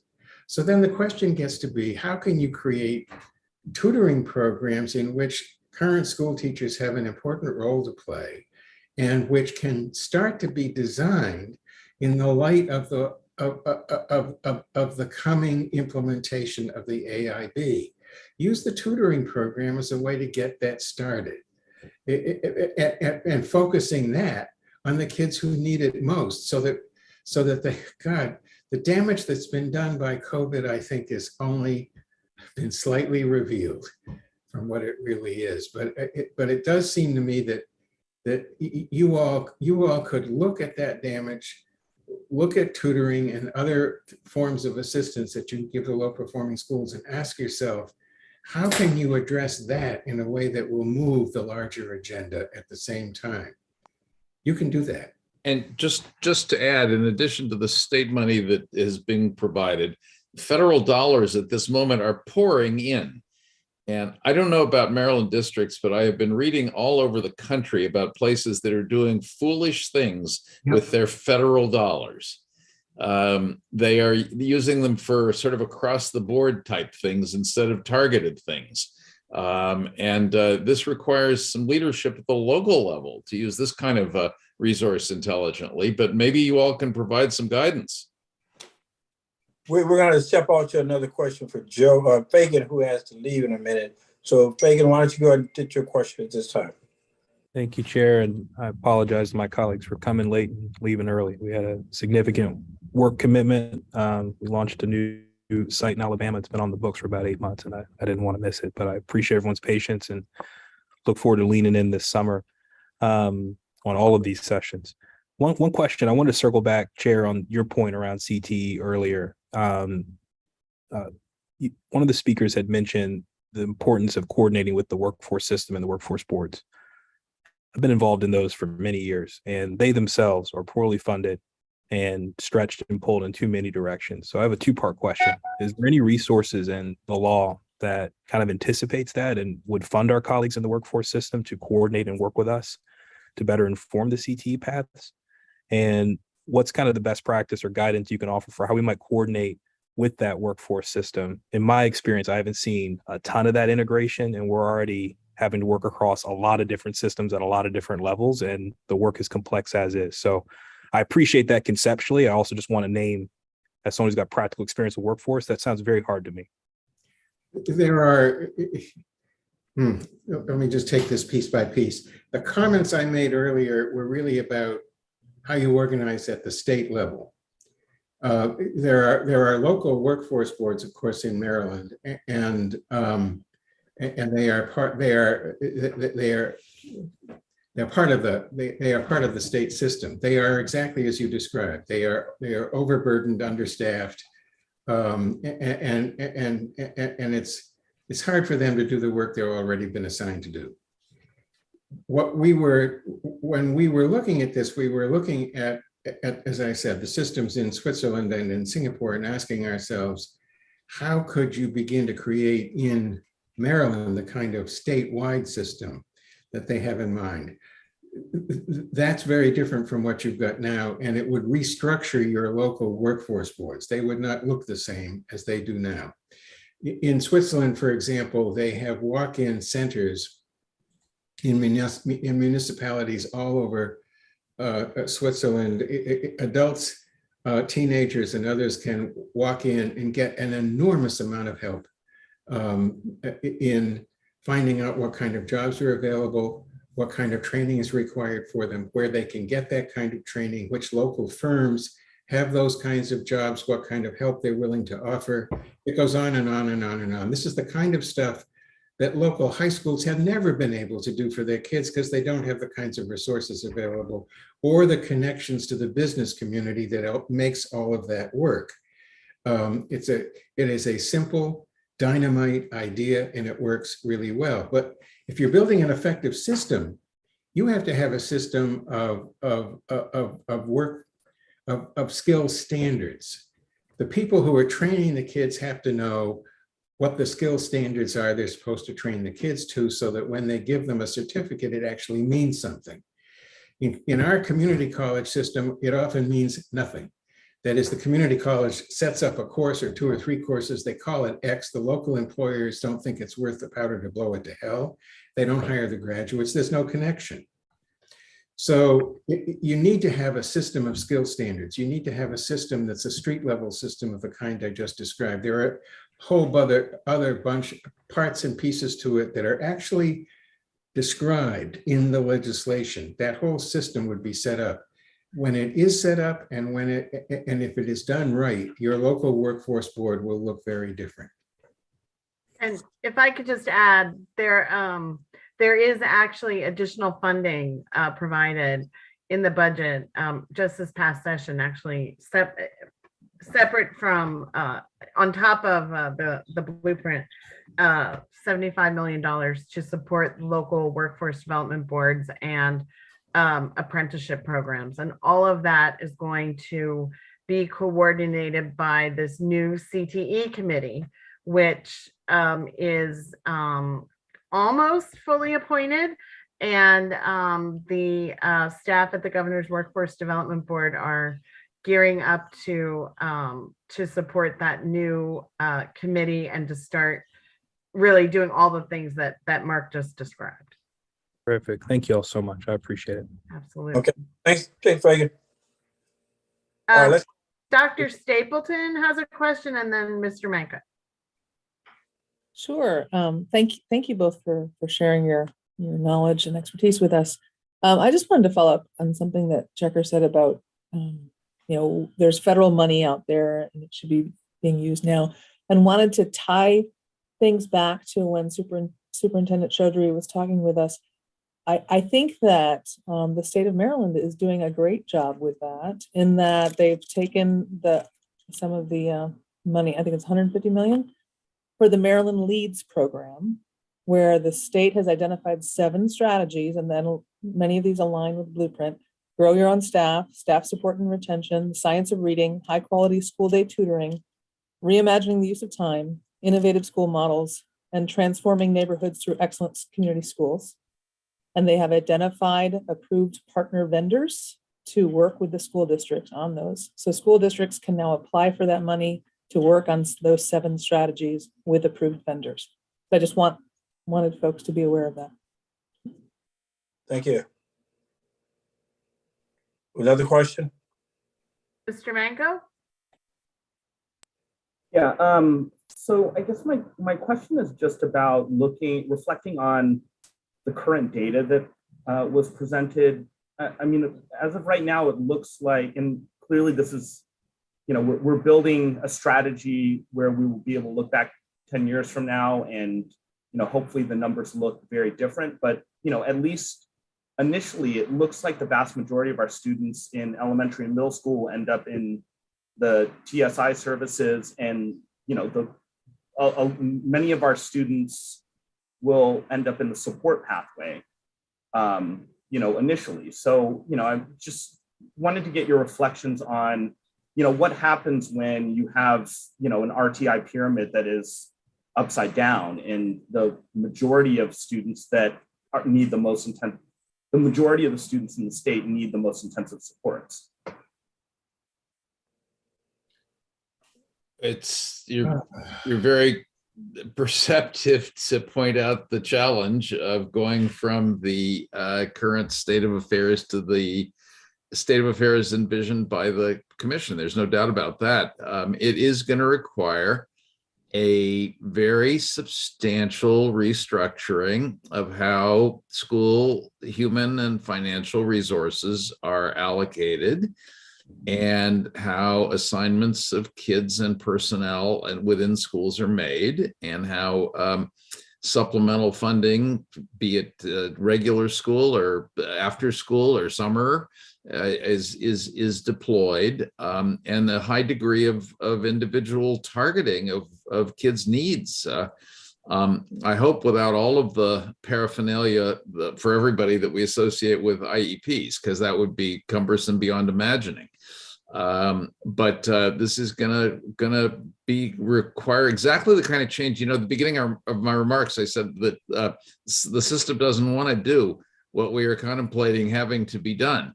And that's because it's so disruptive of how we're accustomed to organizing our schools. I think the question you're raising is not new for the commission. It was there from the beginning, and it was addressed, I think, to the degree that it can be in the timeline that the commission recommended, which is to say there was a good deal of money up front, as I said earlier, for tutoring. That was for the very kids you were talking about. There was a very strong recommendation for extra money in the pupil weighted financing system for kids living in concentrated poverty. That doesn't have to wait for anything. There was a big push in there for money to greatly expand the centers that have been set up to provide assistance to parents and to kids in communities that are suffering from all of the effects of poverty and so on. All that is up front for the very reasons that you suggested. None of those things actually require very much restructuring of anything. Those are all various ways in which you can reallocate resources to recognize the seriousness of the problem that you just talked about. So I think it's inaccurate to look at the design as you don't get the payoff for 10 years. That's simply not true. What is true is the obverse of what I just said. That is, putting more money in where you need more money to create a fairer system that delivers more resources to kids who need it will only get you so far. The biggest argument that's being made here, and it's backed up by tons of data from the OECD, is that it's more important how you spend the money than how much you spend. Nonetheless, the first response to your question is spend more up front, so you will have to spend less later while you are getting in place the system, which is going to take a while to put in place. You can't get the benefits of the new system until it's actually been implemented. That's just the long and the short of it. Does that help? It's really two things. More money up front, yes, but then while you're doing that, put the system in place. It's very helpful. Thank you. Thank you. Are there any further questions? If not, we're ready to go to the next segment. Rachel? Yes, exactly. So, Graham, if you could share the Pillar 3 timeline. Great. Actually, I can't see it. Here we go. Okay, so so very quickly, just to start to acclimate you all to sort of how we're looking at how to think about the implementation plan. This will look a little familiar. We did something similar in the commission reports with the implementation timeline. So what we've done is taken Pillar 3, college and career readiness, and broken it into the major elements or policies that need to be implemented. And those are down the side there: 3.1, college and career readiness standard and assessment; 3.2, keeping students on track to meet CCR; 3.3 are the pathways; and 3.4 is expanded CTE. And then within each of those major areas are individual items that, or you could even think of them as sort of benchmarks, things that need to happen. These are, for the most part, this was a great way to start off between Britt and Mark and Checker. They really have covered all of these items very well. So I'm not going to do that, but you can see that they're pretty much all here on this in this format. And then what we've done to the right is we've laid out the timeline, starting with fiscal 22, which is the fiscal year in the school year that is just ending, and going out to fiscal 32, which is the sunset date for the AIB in the law. There are the stars represent items that have start and or end dates that are specified in the statute. And the yellow circles are timelines that are not specified in the statute, but were estimated or anticipated in the commission's final report. We have we have updated those estimated timelines to reflect the delayed start in the legislation. And so you can see for each of these elements, we're showing you where there are specific statutory dates, where there are not, what the estimated timelines are. And then sort of the next step, and what we'll be spending the time in the summer doing, is sort of drilling down into each of these to their next and the next and the next. And that's going to include sort of, what needs to happen so that students are assessed no later than 10th grade. Who's doing that assessment, the who, the what, the why, what resources are available. And then also, at a pillar level and at a sort of a whole blueprint level, what are the expected outcomes and what are the indicators or the metrics that are going to be used to measure that over time. So this is the format that we are working with, and hopefully it makes some sense. There are also places you'll see as we move on, where there's less information either in the commission report or in the statute about what needs to happen or when. And so that is some of the blanks that the comprehensive plan is going to need to fill in those blanks. And then particularly with the timelines, and Britt alluded to this earlier, the delay in the taking effect of the legislation of the AIB getting up and running.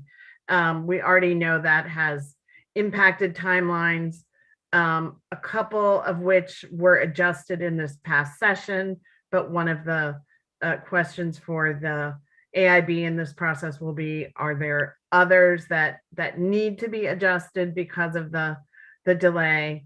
Although, as we've heard from both Mark and Checker, their strong recommendation is to push forward as much as possible.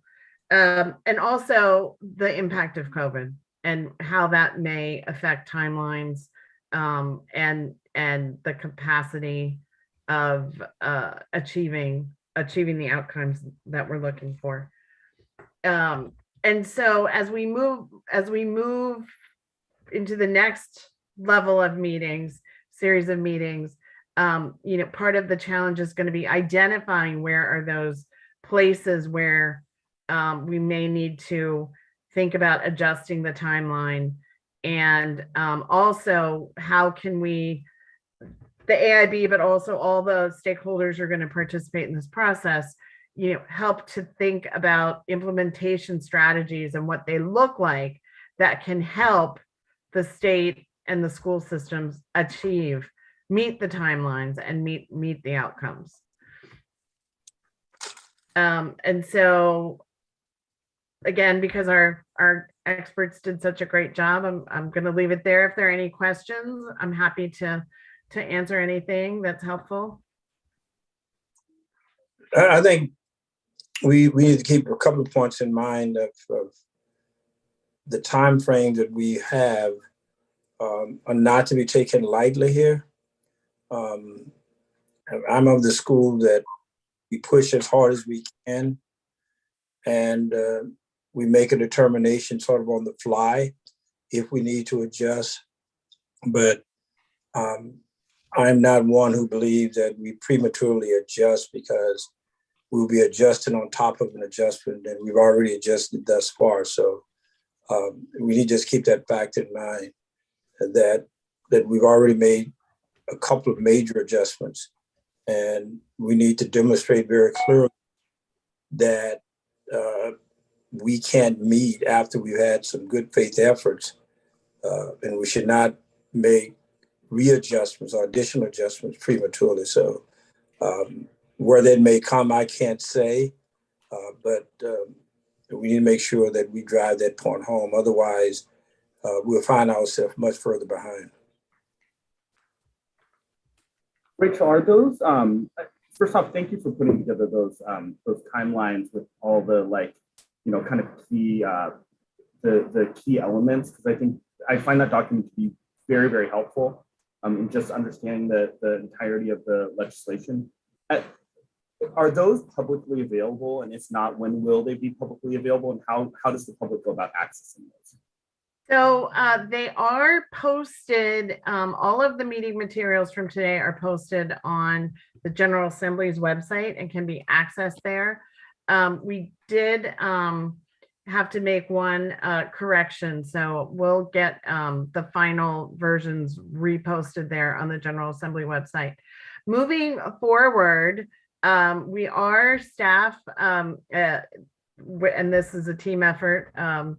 Staff is hard at work at developing the website for the AIB, and we're hopeful that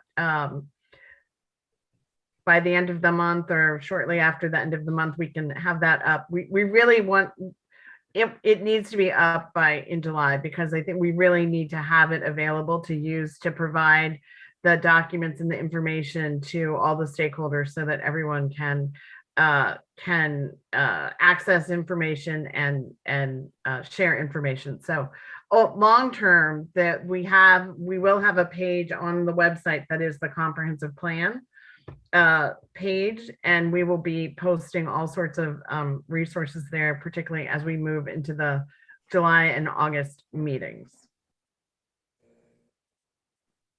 Okay. All right, if there are no further questions, we're going to take a 5-minute break and get started with our next pillar at that point in time. Okay? Okay, thank you.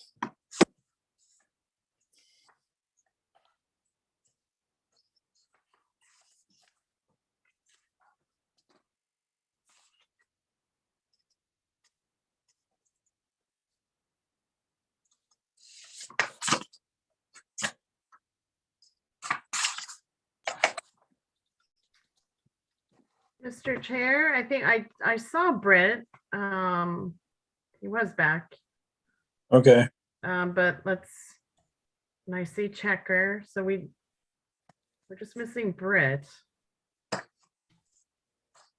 But whenever you're ready to okay. get started with pillar 5. All right, I'm ready. Okay, so we're gonna follow the same process. So Mark will present, and then Checker will present, and then we'll do Q&A and discussion.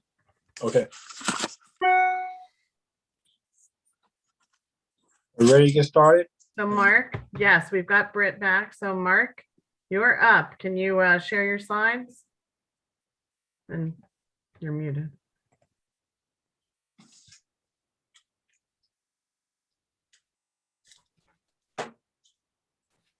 And can you unmute yourself, Mark?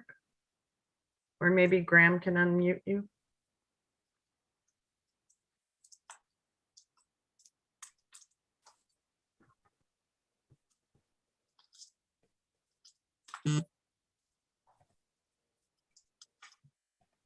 Mr. Tucker, in the bottom left of your Hold on, screen. There you go. just found it. Okay. I knew if I looked in the right place, I'd find it. There we go. All right, now, let's see. Yep, okay. So we'll get started. The subject is you, the Accountability and Implementation Board. From our point of view, your most important assignment is to make sure that every agency in the state implements the strategies used by the top performing countries to build their high performance education systems as required by law. I should have underlined the last 4 words. It's crucially important. This will not be the first instinct of any agency. The hard truth is that you are going to recover and counter in that assignment an enormous amount of resistance, not from enemies, but from very well-meaning people, some of whom simply don't believe it can be done. They haven't seen it done before, and they've seen many failures. They will come to this believing that reaching the goal that we talked about earlier is simply impossible. There will be others in the field or in the agencies who think that you just simply don't understand the obstacles they face, and if you did, you would retreat in your efforts to do what the legislation requires you to do. There are others who look at the strategies that you are going to insist they use, and they will have no faith in them because they have lived a life as full professionals, either in the agencies or in the field, and they are convinced they know what they're doing, they know what the research says, and they understand the lessons that their experience has taught them. And the things you will ask them to do will seem to them outside their experience and clearly suspect. There will be others, this is perhaps among the most insidious, who think that low-income and minority students can't achieve the targets you will set. Among them, by the way, will be some advocates of low-income and minority students. There will be some who insist on using evidence-based strategies that have never worked at scale. This point, I think, bears some explanation. It is, on the face of it, not only reasonable, but obvious that educators should be using evidence-based strategies. After all, if the opposite of evidence-based strategies are strategies that come with no evidence of their success, why would you use those? That actually is not the point being made here. What many educators understand, but few outsiders do, is that there is an enormous amount of research out there done by an enormous number of people over the last, let's say, couple of decades, at least $2 billion worth since the 1970s, probably in the United States alone. And that has produced an enormous amount of evidence. The result of that is that educators can search for and find evidence for almost anything they want to do. It's easy. It is not hard. The vast majority of research in the United States, which is where most of the education research has been done, has never been verified. There have never been independent studies that verify the claims made by the people whose research you have read. Be very careful. The point we are making here is that the evidence-based strategies that have been in use in the United States for a very long time have produced exactly nothing in terms of the performance of our high school students for decade after decade. The only thing that they have produced is an enormous increase in the per pupil cost of our education system.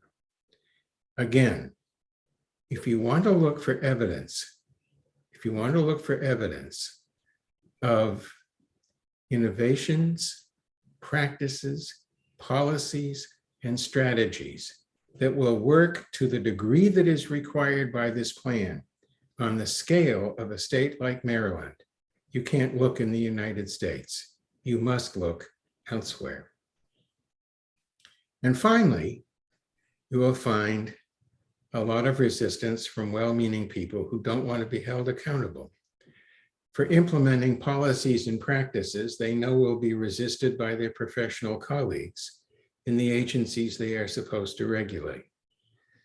It is a well-known fact to people in the field of public administration that agencies that are supposed to regulate particular industries are populated by people from those industries who expect to go back to those industries.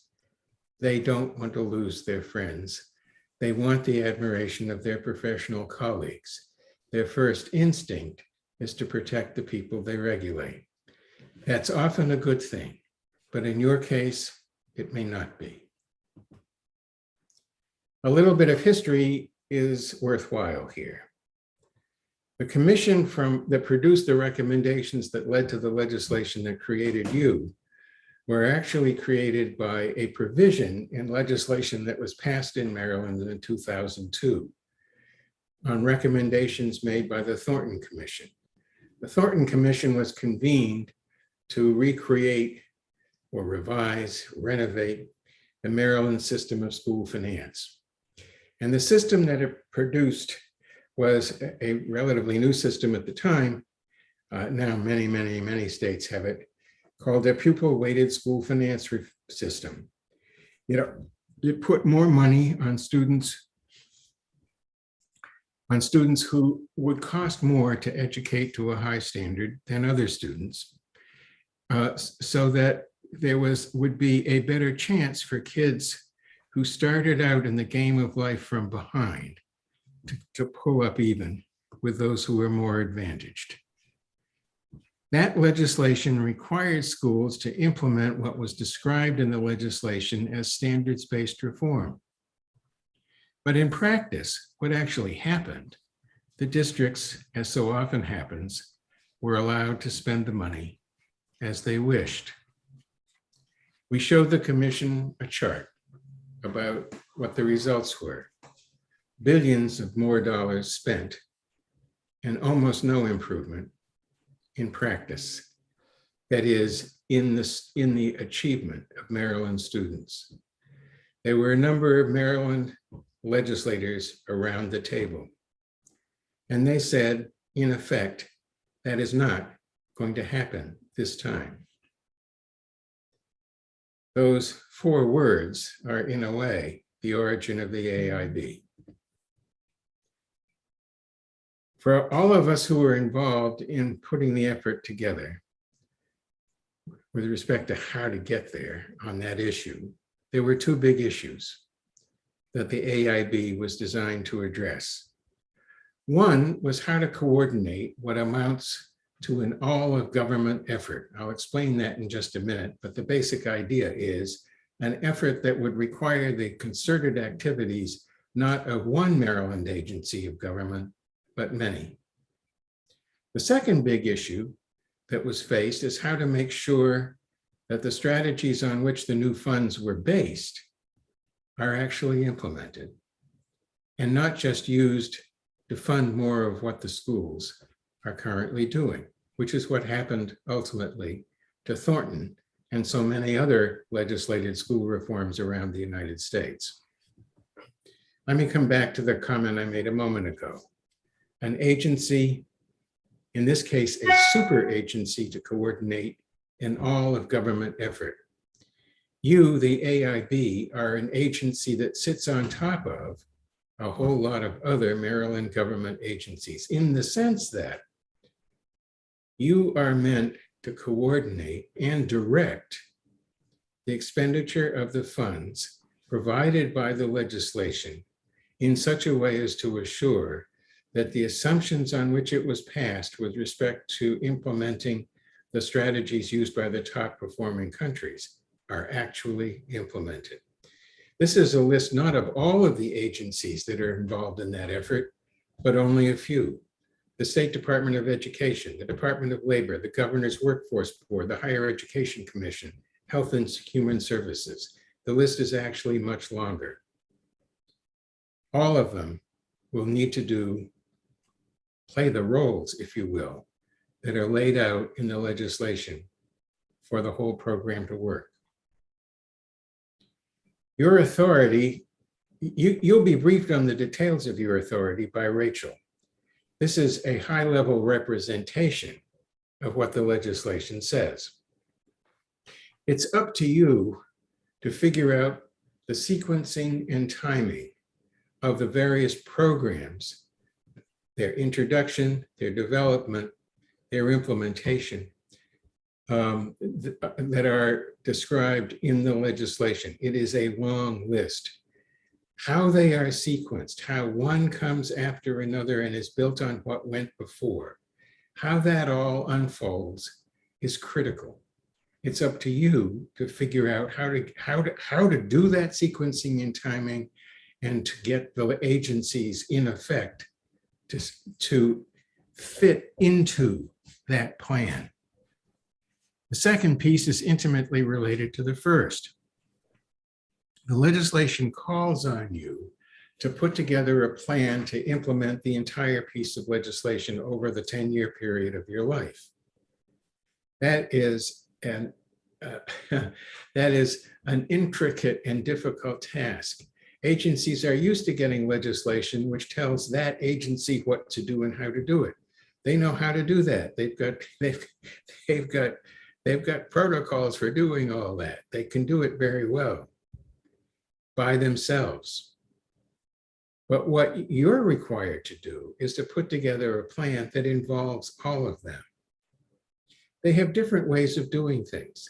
They have different priorities. They have different things that they think they have learned about how to get your work done. That won't be easy. You are at various points going to have to tell them that's a fine plan, but not for implementing the blueprint.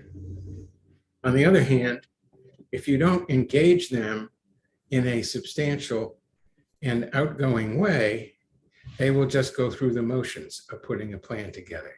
How you go about engaging them in the planning process in a way in which they feel they have a voice, but you come out with a plan that is actually coherent is one of the biggest challenges you face. A whole lot depends on it. Once that plan has been developed and you have agreed to it, the legislation basically says you have to agree to each and every agency plan for implementing the legislation. Once that has happened, they will be, in effect, empowered to issue announcements, announcing, for example, the availability of grants for various purposes. That's just one kind of announcement. All of these will require criteria. The criteria that are in those announcements, if those criteria don't reflect what was intended in the legislation, the money will go out for things that were not intended by the people who created the legislation. The legislation that created you gives you the authority to decide whether the criteria for those announcements are acceptable to you. If they are not, the agencies are required to go back and do what is required to make them acceptable to you. The legislation also gives you quite extraordinary authority to hold up the release of funds, a substantial amount of funds that are authorized in the legislation for the work in the field that is authorized by it. That money cannot be released until and unless you say so. Between your authority on, on approving the plans, on approving the criteria for the announcements, and approving the release of funds, you have enormous authority for, in effect, holding up the normal operations of these agencies with respect to what is required by this legislation until you are satisfied that the work going forward meets the requirements of the legislation and is consistent with the plans to which you have previously agreed. Another really important function of the AIB is the reporting of results. No one involved in putting the plan together assumed that the plan is inviolate. You're going to find along the way, Britt made a very brief reference to this at the beginning of this meeting. You're going to find along the way that some aspect of it are not going as anticipated.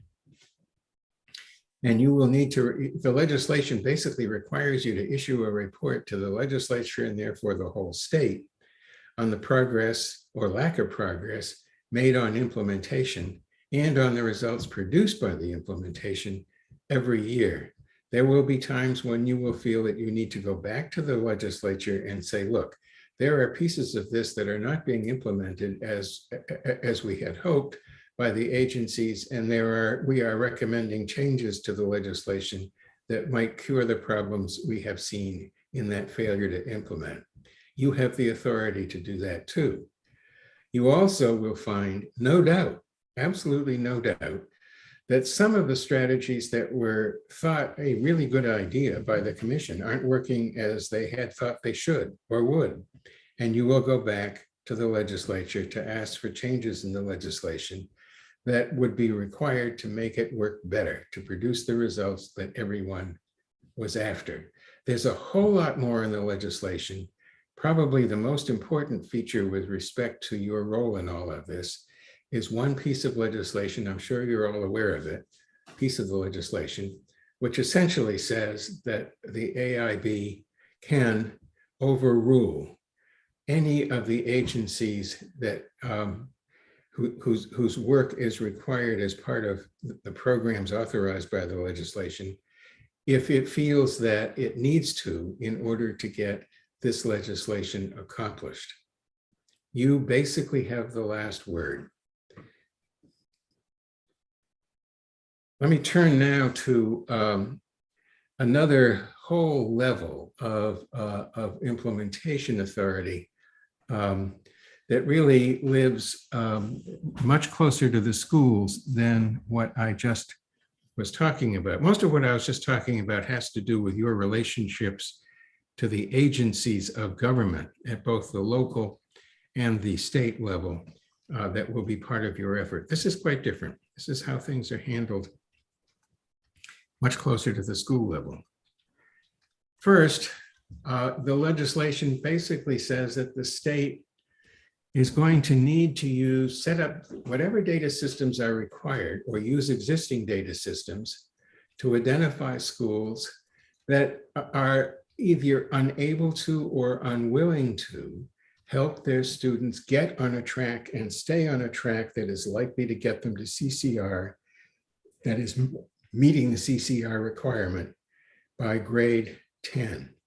That is going to enable the state to identify schools that are the least likely, in the most trouble, whose students are least likely to get there when you want them to get there.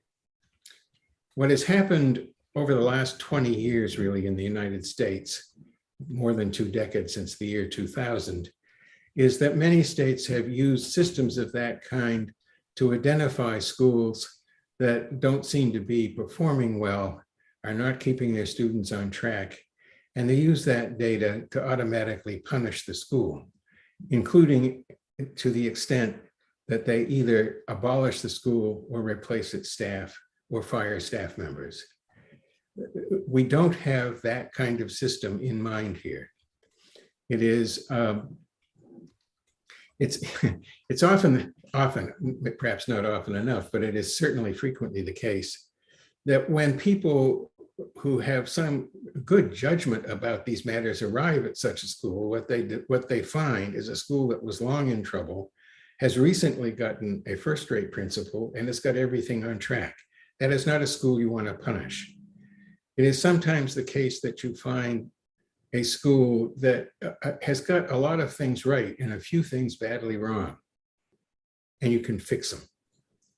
It is sometimes the case that one of the strategies often used by the top performing countries would work really well in a case like this, which is to say, a case in which you have an inexperienced leader in a chaotic school, which, if when put under the wing of the principal of a highly successful school as an auxiliary to that school, can then apprentice itself, if you will, to the school that's performing well.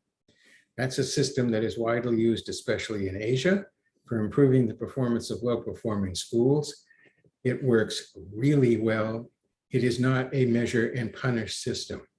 All of these require that some really smart, experienced educators sit down with the folks at that school, come to their own view about what's actually happening there that goes way beyond the data they find in their computers, and then working with the people at the local level, come up with a plan that will strengthen what is weak, using a variety of resources, and make it better.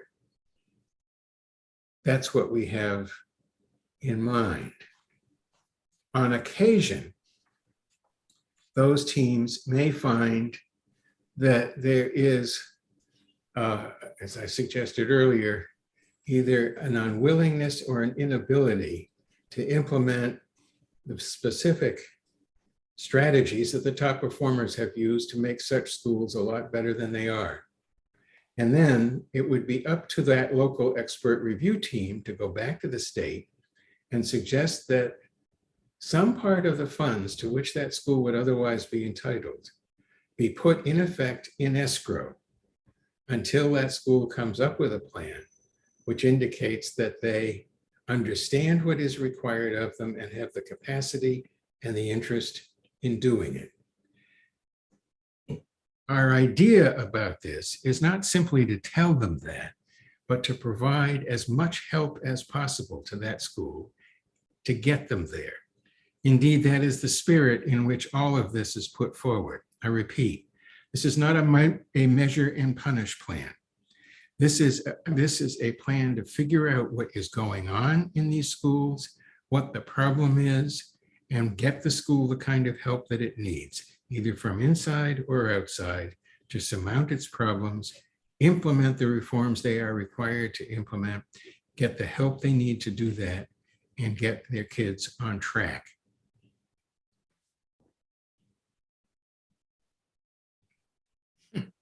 This is the last slide in this sequence. It is not the least important one. As I told you earlier, you have extraordinary authority. It was assumed by, I think, all of us, especially the commission, that this could be, but ought not to be, a process in which you all sit down with all these other agencies and say, well, we have our views about what school reform is and you have yours. Let's find a middle. That's not the idea. You can anticipate that few of these agencies will actually embrace the basic assumptions that were made about how to get school reform on the scale and to the degree that are required, that were finally embraced by the commission. That's not likely to happen all by itself. So our sense of this is exactly what President Theodore Roosevelt said. All those agencies know you could certainly tell them, but I doubt that you need to do that, that you have a big stick. It is, we think, up to you to sit down with them and say, in effect, we know you understand that. Let's see if we can sit down together and figure out how we get there.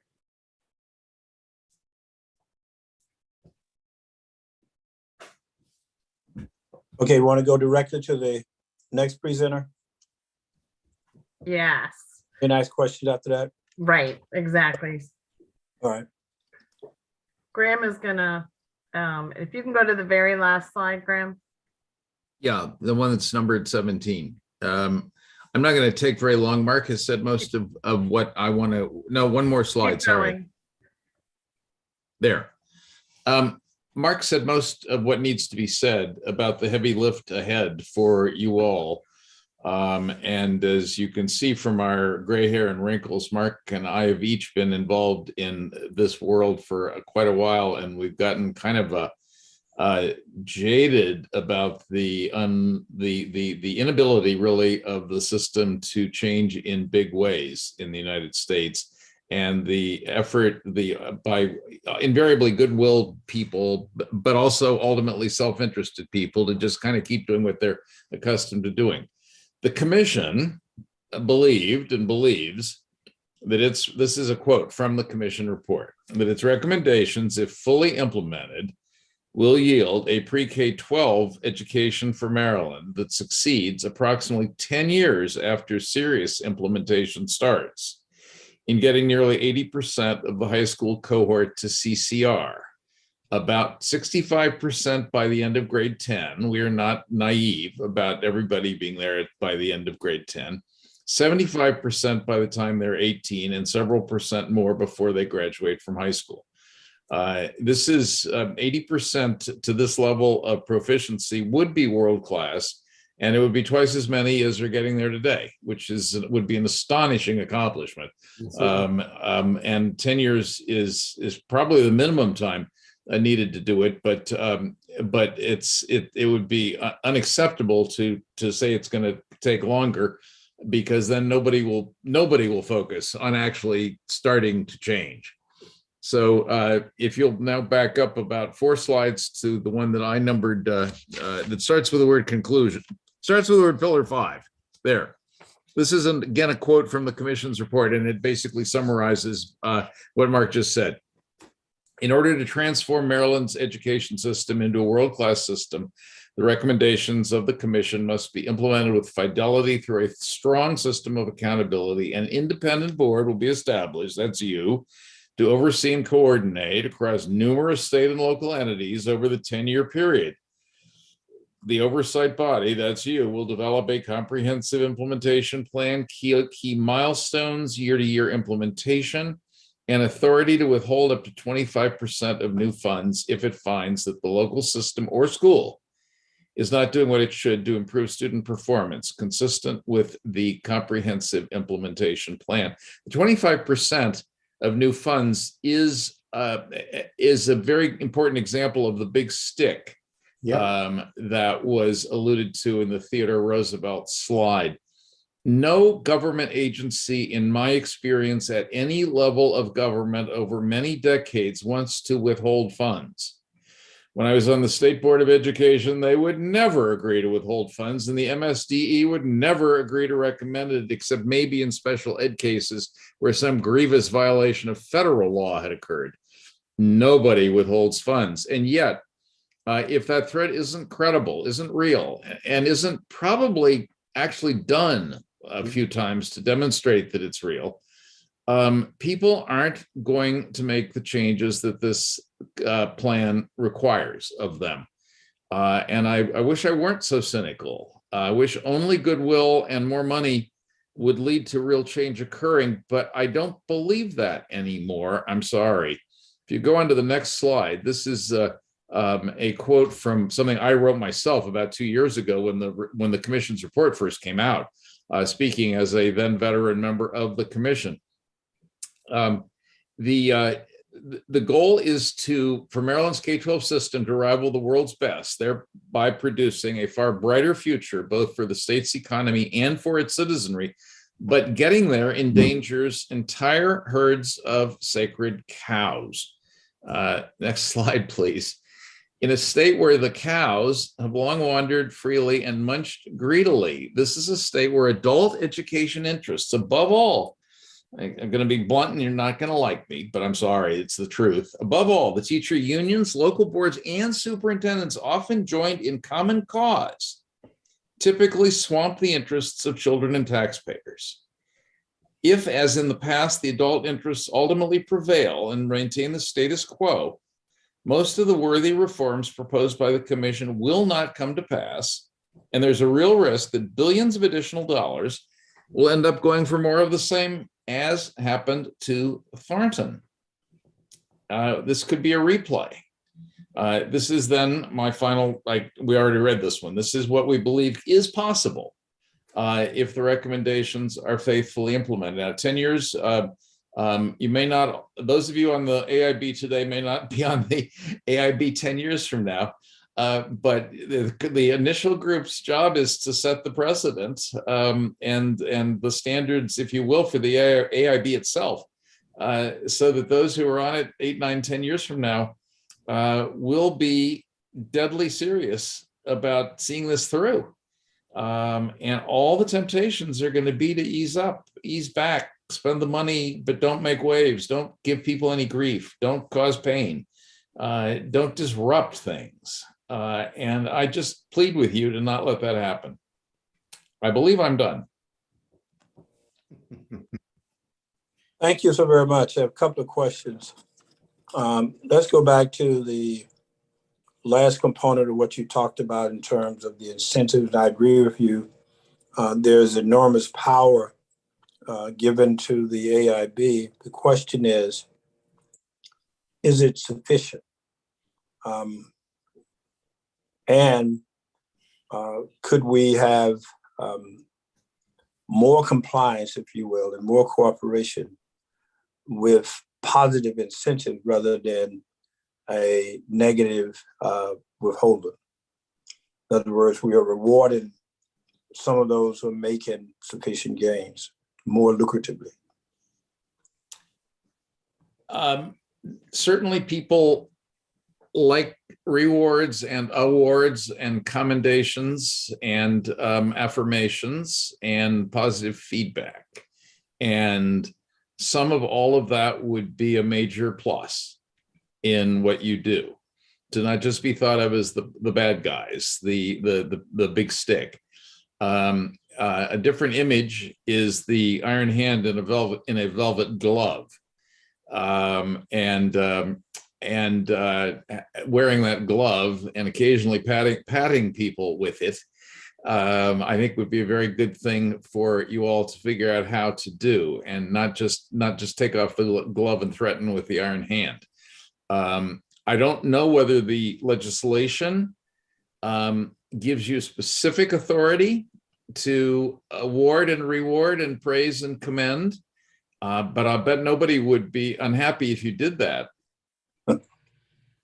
Thank you. Let me just, I don't know.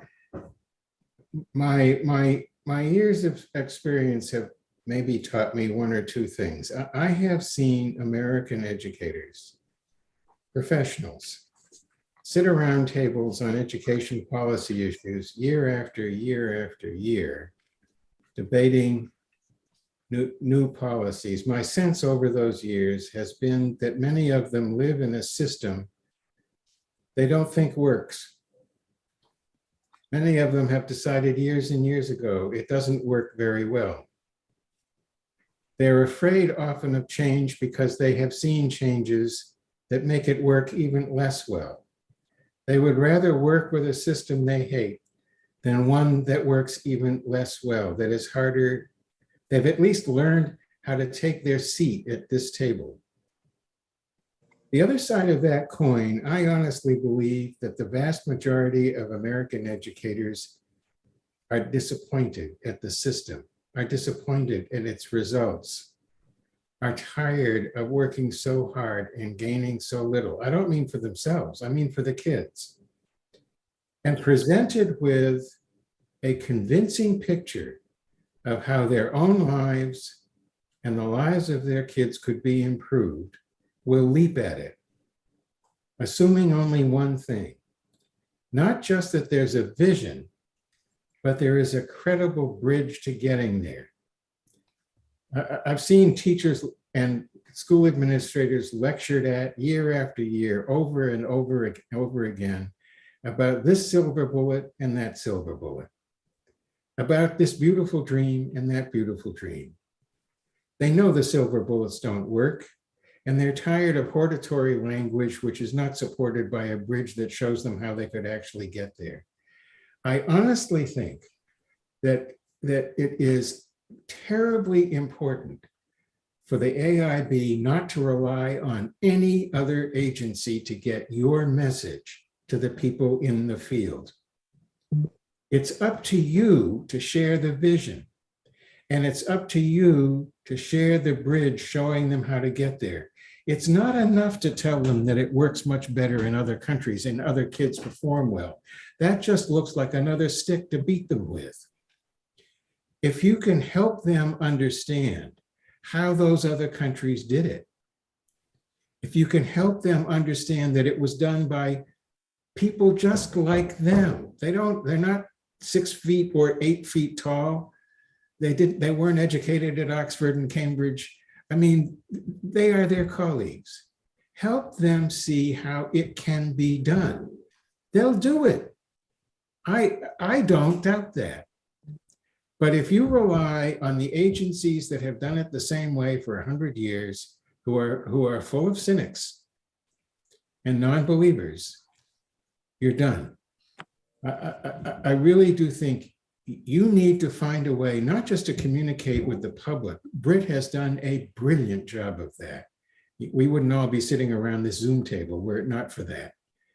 But you've got to get to the teachers and the principals and the superintendents and help them share the vision and help them understand how they can actually do it. And when I don't know, my experience year after year after year is when you show teachers how the kids who they didn't think could learn can learn, and they see it right in front of them, they get so excited they can't see straight. That's your job. Right. Yeah, because in addition to the things that you've outlined very well, the typical arguments in my conversation with some who have, and I think for the most part, people are very positive, and they do need to see the bridge, how this works in a practical format that is not too idealistic. Mm-hmm. That's right. Not some pie in the sky. You might, it wouldn't, I mean, among the things that you might think about doing is getting videos of teachers in some of these other countries to just explain what they do to a videographer. I think if you had a few things like that that were really well done and people could see people just like themselves doing these things. I remember once we were in Shanghai, and our host, basically the designer of their modern education system, a man named Ming-Xuan Zhang, brilliant man, took us to a school that had started implementing the new ideas maybe 6 or so years earlier. And we got to a school, perfectly ordinary looking place. There were maybe 10 teachers around the table and the principal was there. We all sat across the table because what we're used to is walking into schools and the teachers all sit there and don't say anything. And the teacher tells the whole story. So we walk in, all the introductions are done. The teacher says, I'm not going to tell you what happened here. I want you to talk to the staff who were here before I arrived. They'll tell you what happened here. It was an incredible story because it was told by them. These were people who described themselves as having been cynical, run down, ignored, living in a school that just wore them out every damn day. And they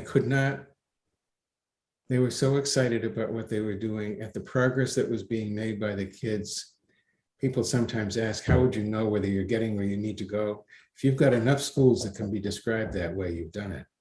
The kids are really learning and the teachers are totally engaged, and the ones who thought that they were just about to retire are now upping again. Yeah. Let me give you some of the naysayers, and you heard some of this. One, our demographics are different. Two, our nation, our state, our local communities are very divided. We're too divisive to agree. Leaders, for the most part, across the board, are not committed for the long haul. They're more interested in the photo ops, and the quick types to say they're doing something within a 2 or 4 year election cycle. This is someone else's problem.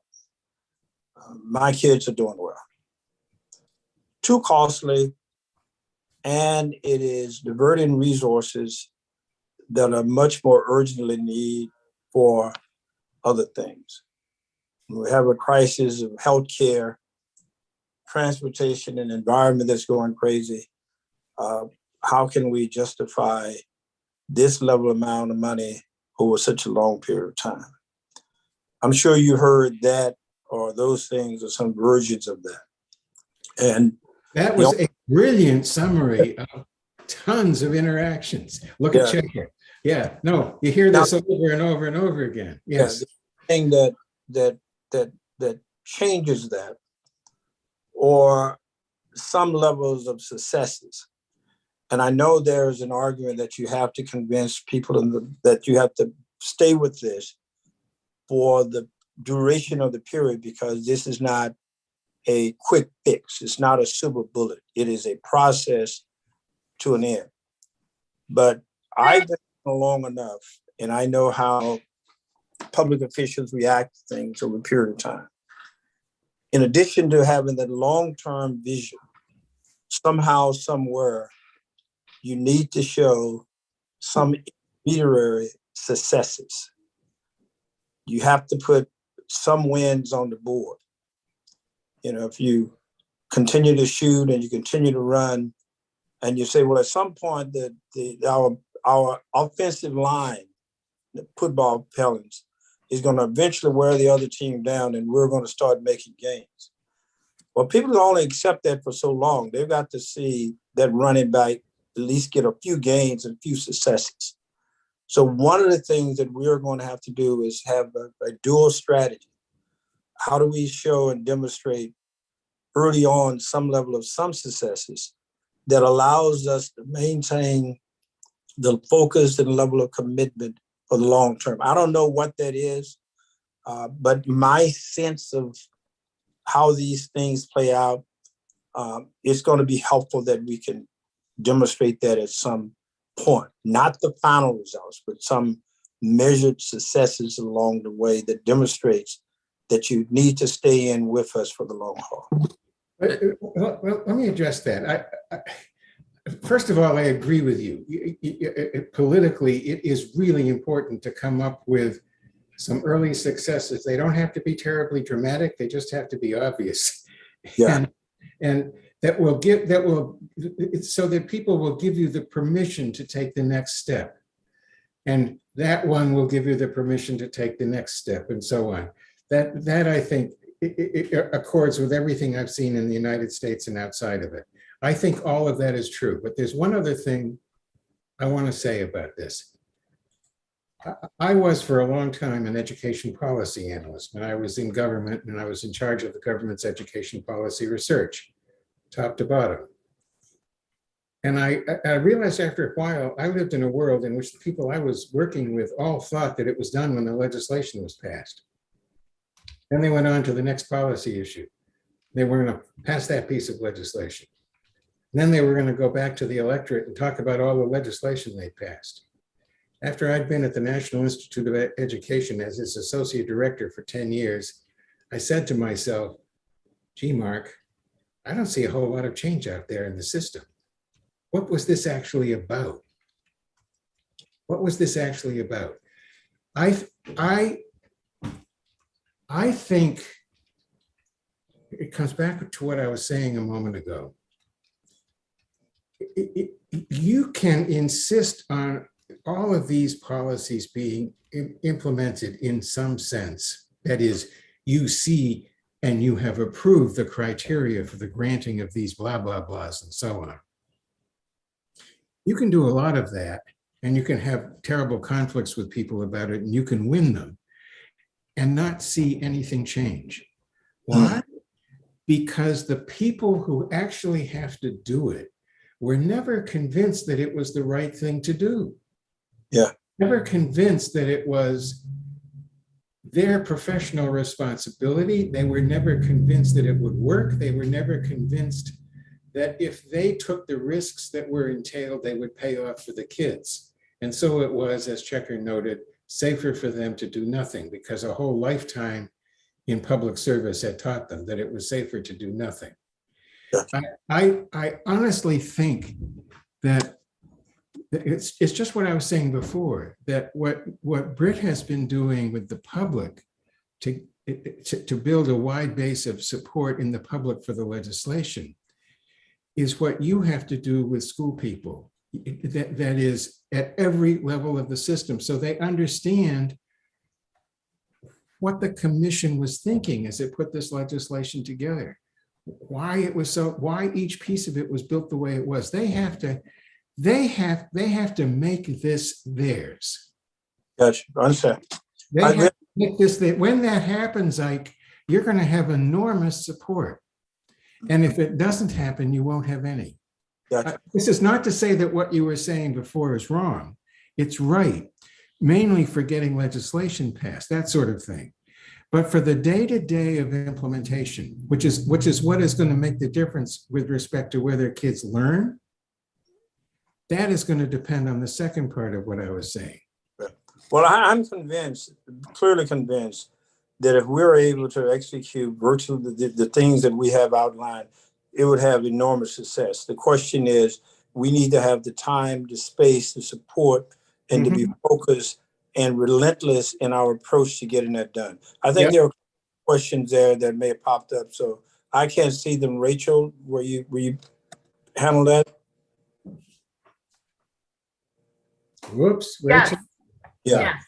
Yes. So I just wanted to see if, I know Checker has to go soon. Was there anything you wanted to say in response to Ike's question?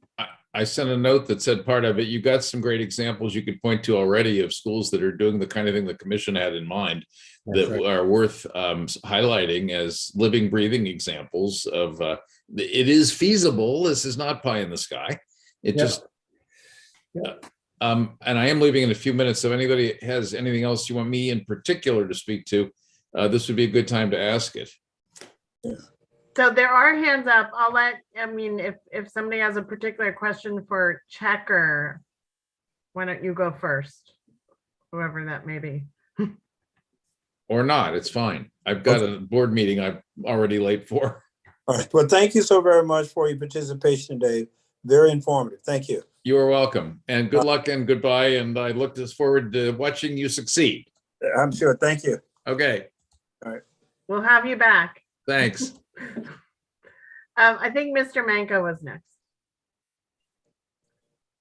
So my question is, what are your recommendations to us as we begin the detailed process of mapping out our comprehensive implementation plan this summer?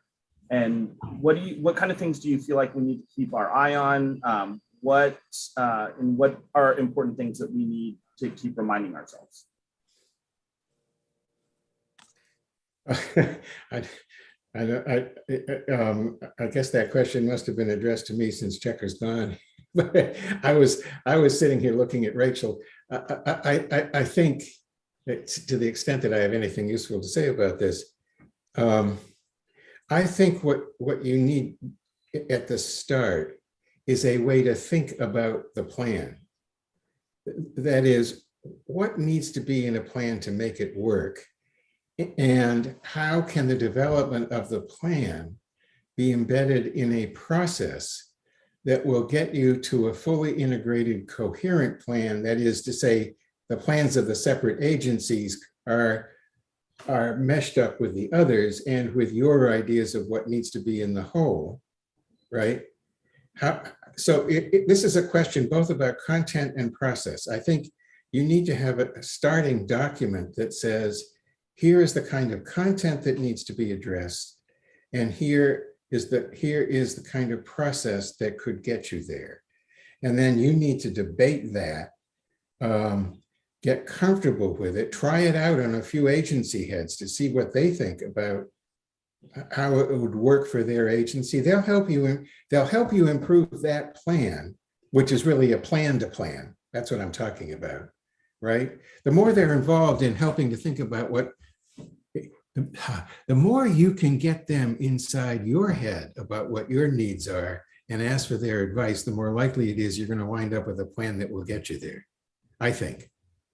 That's not going to be true with some agencies. Might be fighting you all the way, but I think many will say, okay, these folks have a big stick. Let's see if we can help them get the job done in a way we can live with. And next question on that. Britt? Get off mute. Thank you. Just a couple of thoughts more than a question. First of all, I just want to reinforce something Ike said, that the importance of us having a communication strategy that highlights progress we're making on with the implementation. And you know, the fact that we're opening preschools in districts that they haven't had them before, or expanding the family network, early childhood centers, or more Judy centers, or the funding that's going to, which is going to create community schools, and you know, maybe giving a profile of some of the things that are happening at a community school. So I know we're going to have a communication expert on our staff, and I think I can. Right, we've got to have a steady stream of here's what's happening with the blueprint. So just something for us to think about as we. I'm so glad I made that point. There's one other way that I have thought about this issue of withholding money and the difficulty of doing that. And the way I think about it is this. We are, in some sense, the allocator of public funds. These are monies that have been entrusted to us by legislation. And the legislation has said these dollars are supposed to be spent in a certain way. And therefore, what we have to be very comfortable with the fact that if somebody's not doing things right and getting money, then we are allowing public money to be spent in a way that wasn't intended. Right. I mean, we are the gatekeeper for the allocation of money to do the state has said should be done. And shame on us if we allow public funds to go in a way that wasn't intended in this legislation, because that's why we were created. Hear, hear. Dr. Stapleton? Okay, or Mara, you also had your hand up earlier too, so. I had my hand up earlier, and it was mostly because I am fairly sure, and I think Ike has brought this up and Britt's brought this up, we're not going to move quickly on some things in terms of outcomes and evaluation, and things are going to look like they're not working. And this really worries me, and it's mostly to do about the workforce. We can't open Judy centers if we don't have certified early childhood educators. It's true. Okay, we're not going to be able to do team-based education if we don't have enough teachers. And everything's going in the opposite direction right now from what we need it to go. So things are not going to look good initially. So Mark, you had mentioned that both in the CTE discussion and in the teaching discussion, that in these other countries, these professions are seen more favorably than in the United States. To some extent, that effect on impressions of people's impressions is out of our control. I mean, there's some ways that we can help make those types of professions more prestigious, and helping with the teacher pay and the career ladder is wonderful. But we need society's help to do that. And it's not clear to me that we really have all the levers that we need. Well,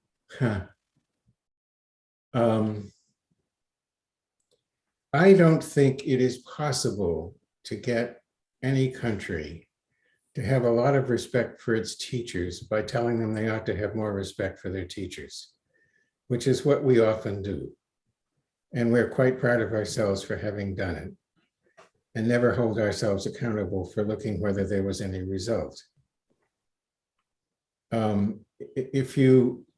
We've spent quite a lot of time looking at how other countries got to the point where they have enormous respect for their teachers. In some cases, the answer to that goes back a very long way. This is not helpful here, because in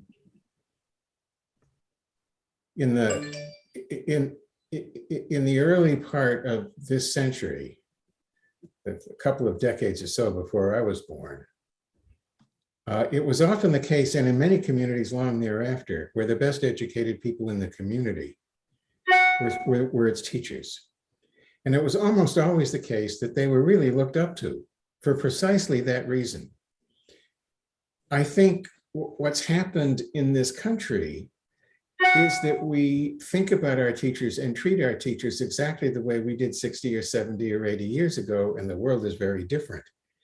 And I was on a school board in my 20s, just outside Boston, going from door to door getting elected.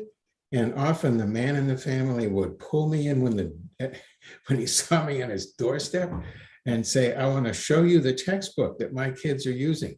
And I was looking at an engineer for a leading company in the United States who really knew what he was talking about.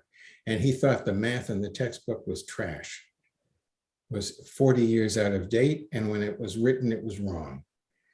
And he was greatly better educated than most of the teachers in the school district in which he and his kids lived. The reverse of what was the case half a century earlier. What you see in these other countries is very different. They are selecting their teachers from the middle to the top of the kids coming out of high school.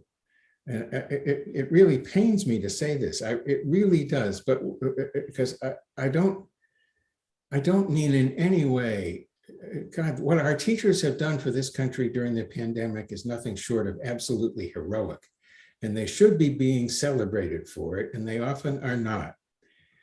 But the fact of the matter is that we are mostly recruiting our teachers from the bottom half of our high school graduating classes. And I described to you at the beginning of my remarks what that means.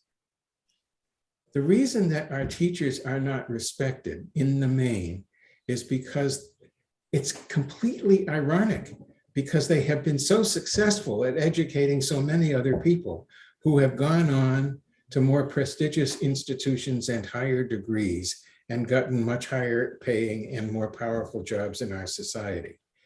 What some other countries have actually done about this is to catch up by recruiting their teachers from higher segments of their high school graduating classes, paying them more, and as I was trying to say earlier, creating a professional environment for them to work in that looks a lot more like a law firm or an architectural firm or an engineering firm than what our schools look like to work in. I think if we want a country in which our teachers get the respect they deserve, we're going to have to change the way we think about teachers and teaching. And that's going to take A a long time. Yes. So things, this Yeah, no, yeah. evaluation component and This can't be done overnight. But I do think, by the way, this is not, I mean, you can take many of the things I have been very briefly describing today that are being done in the countries with these teachers who are being recruited from the tops of their high school graduating classes and help our teachers do them. They can do them. We can reorganize our schools now. We don't have to wait for 20 years to reorganize our schools in some of the ways I was describing, to give teachers much more interesting, challenging, and rewarding jobs. We can do that. We don't have to wait. We can begin to create real career ladders for teachers, which is proposed in the legislation. We don't have to wait for 20 years to do that. So there's a whole, and that will attract a lot of really good people fairly quickly. I don't think we have to wait 20 years for, yeah, sure. Having a system that's done all of that everywhere will take 2 decades. But you can start today. But we won't get there by saying to the public, you ought to respect your teachers more. Not going to happen. Dr. Doss has a question, and I just want to say one thing, which is I do think that the pandemic, with parents watching what teachers were going through, both, in online and now this year, which in some ways has been even harder than the first year, there is more appreciation, at least, for what teachers do and have to, and I wonder if there's a way that we can build on that in the short term. Dr. Doss. Yeah, good, insightful question, Laura. And my question is similar, but it has to do with the governance of systems, because what we're doing here in Maryland is new with the AIB, and we've already talked about some of the challenges. We're living some of the challenges of this new system, and then there are different ways of governance all throughout the United States. So what is different about governance in the top performing systems that you've studied and researched, generally compared to the US? Oh my. Their governance systems, Mara, are typically very, very different than ours. Most of the top performing countries have some variation on a parliamentary system of government. So that in the first instance means that they've got a government which has a majority in parliament. That's how they get to be a government in a parliamentary system. So you don't have these ongoing fights between the executive branch and the legislative branch. It's the same party. They typically have a form of government in which there is a minister for education who is a political officer. Their job is to make sure that the priorities that are set in education correspond to the political priorities of the government, and that things are done that will enable them to be successful in the polls. There is usually a permanent, they have different names, but often called the permanent secretary of education that heads up education for the whole country. And they are the senior education officer. They have typically come up through the ranks. The system is not always, but often a system that is what I would describe as unitary. That is, the teachers work for the principals work for the superintendents report to area officials of the ministry, and those officials report to the principal officer. That's the salary structure. So in effect, what you've got is a pyramid which stops at the top level of government, but the system is really run by the professionals right up to the position right below the top. The permanent secretaries actually stay in office from administration to administration. they're expected to be responsive to the political officers, but they are also expected to be professionals, which is to say to do the right thing as professionals see it. In those countries, when we go to visit and talk to teachers, I often ask them, if you had your dream job, where would it be? The answer is almost always the ministry. If anybody suggested that that might be the case in the United States, there would be a howl of laughter. Because all over the United States, the superintendent of schools in the largest school districts make 3, 4, 5, or 6 times what the state superintendent of instruction makes.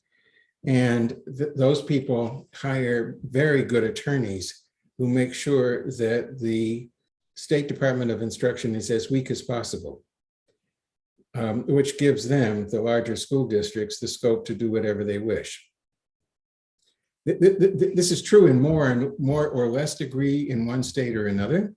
In the United States, the size of our state departments of education is half or less of what it was 20 or 30 years ago, and they have twice the responsibilities. So they don't have the staff to do a quarter of what they've been tasked to do, and they can't do it.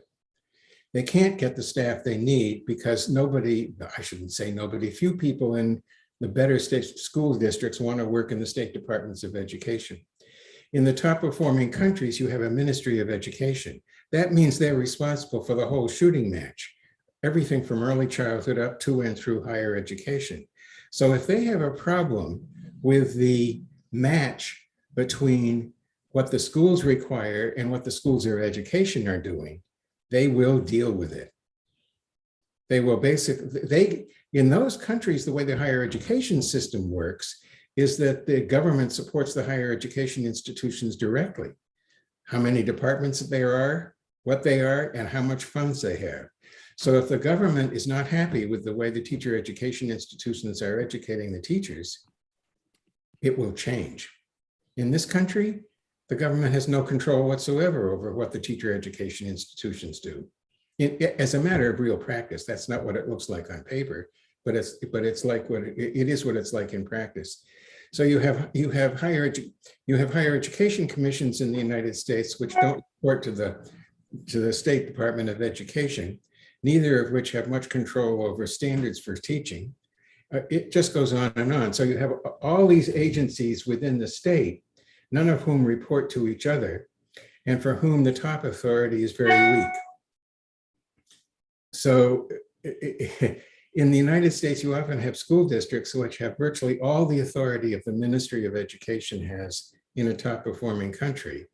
And because you have salary structures which reach their peaks in the bigger districts, you're not able to attract to the system really capable people. It's very hard to do it in the United States, but it's built into the system there. What that means is that it's very hard for us to do the kind of planning that they do all the time and do really well, to coordinate functions. We don't coordinate functions. We have warring parties of government within state government, each going in their own direction.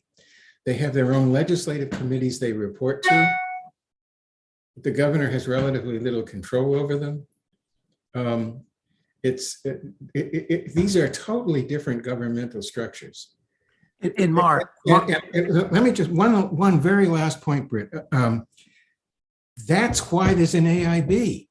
that's just what I wanted you to say. That's exactly this, the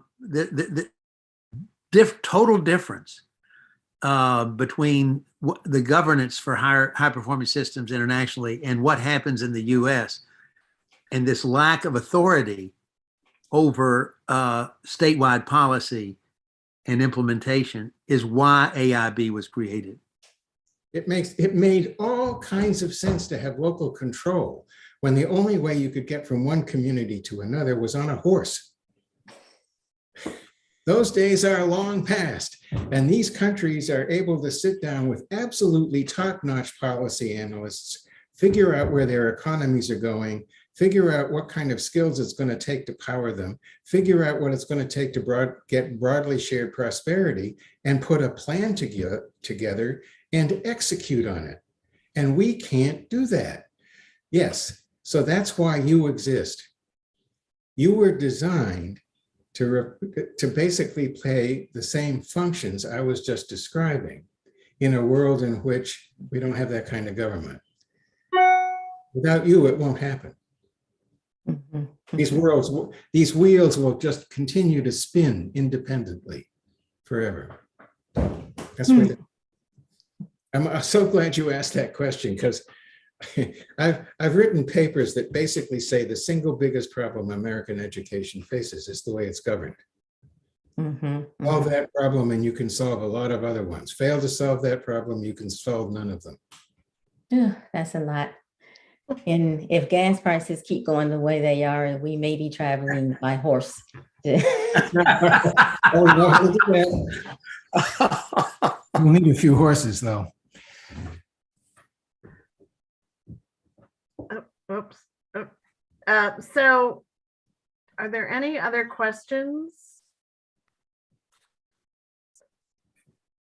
Okay, then really quickly, let me just show you the Pillar 5 implementation plan, the big, what we call the big picture. So you can see same organization, so identifying the major elements that need to be implemented. So sort of from the top, 5.1 are the various implementation plans, the comprehensive plan that the AIB creates, and then with input from all the stakeholders, and then the individual plans that the state and local agencies will submit to the AIB for approval. And you can sort of work your way down there. The technical assistance that we've talked a bit about and starting to think about what that could look like, that the AIB will provide to support implementation. And then 5.1.5 is sort of, it's an umbrella that under which there are a lot of other things that need to happen. And that is the AIB monitors implementation of the plans and holds all entities accountable for implementation. So there's a lot to drill down under that, that one. 5.2 are the expert review teams. These are the expert review teams that MSDE is responsible for. Under Pillar 3, we had the CTE. There are separate expert review teams that the CTE committee will organize and operate, all sort of under the AIB's, review and approval of the plans. And and then for both the CTE expert review teams and the MSDE review teams, the statute requires by 10% of the schools, public schools, to be visited annually. There are about 1,400, to put that in perspective. Although there are not that 1,400 public schools, there are fewer CTE schools. So that every school in the state has been visited at least once in 10 years by fiscal 31. And then another element that that didn't come up today, I don't think specifically, but we talked about it at the last meeting when we had Andreas Schleicher, what is participating in PISA. So one of the commission recommendations, and it's in the statute, is that Maryland begin to participate in PISA, because you don't know how you compare until you actually start to take a look at it. And then the last bucket of items is again, there's a lot here to unpack, which is the blueprint outcomes. And so, the AIB, there are specific data elements that the AIB is required to compile and analyze in the law. And there are some broad expected outcomes that the legislation identifies. But the actual, for example, both Mark and Checker talked about the ultimate goal of 80% of students leaving high school, college, and career ready. And really, we want even more over in the next 10 years. That is sort of the, if we can call it the Uber outcome of the blueprint. And so, but drilling down and sort of setting what other outcomes are we looking for along the way that lead us to achieving that ultimate outcome will fall under 5.4. Also, and Mark talked about this as well, and so did Checker, monitoring the use of funding, whether it's being spent as intended, and also the availability of funding is also part of the AIB's charge. So whether the funding that's being provided is sufficient. And then they also spoke very well about the this issue of the AIB's authority to release funds or withhold funds. And just to explain that briefly, for the school systems, the way that the statute is set up, and the commission had recommended, 25% of the additional funding being provided under the blueprint formulas is automatically held back. And then the AIB releases it. And so that was in some ways to try to make it more of an incentive than a stick, but I'm turned it around a little bit, but obviously it's still potentially not receiving full funding.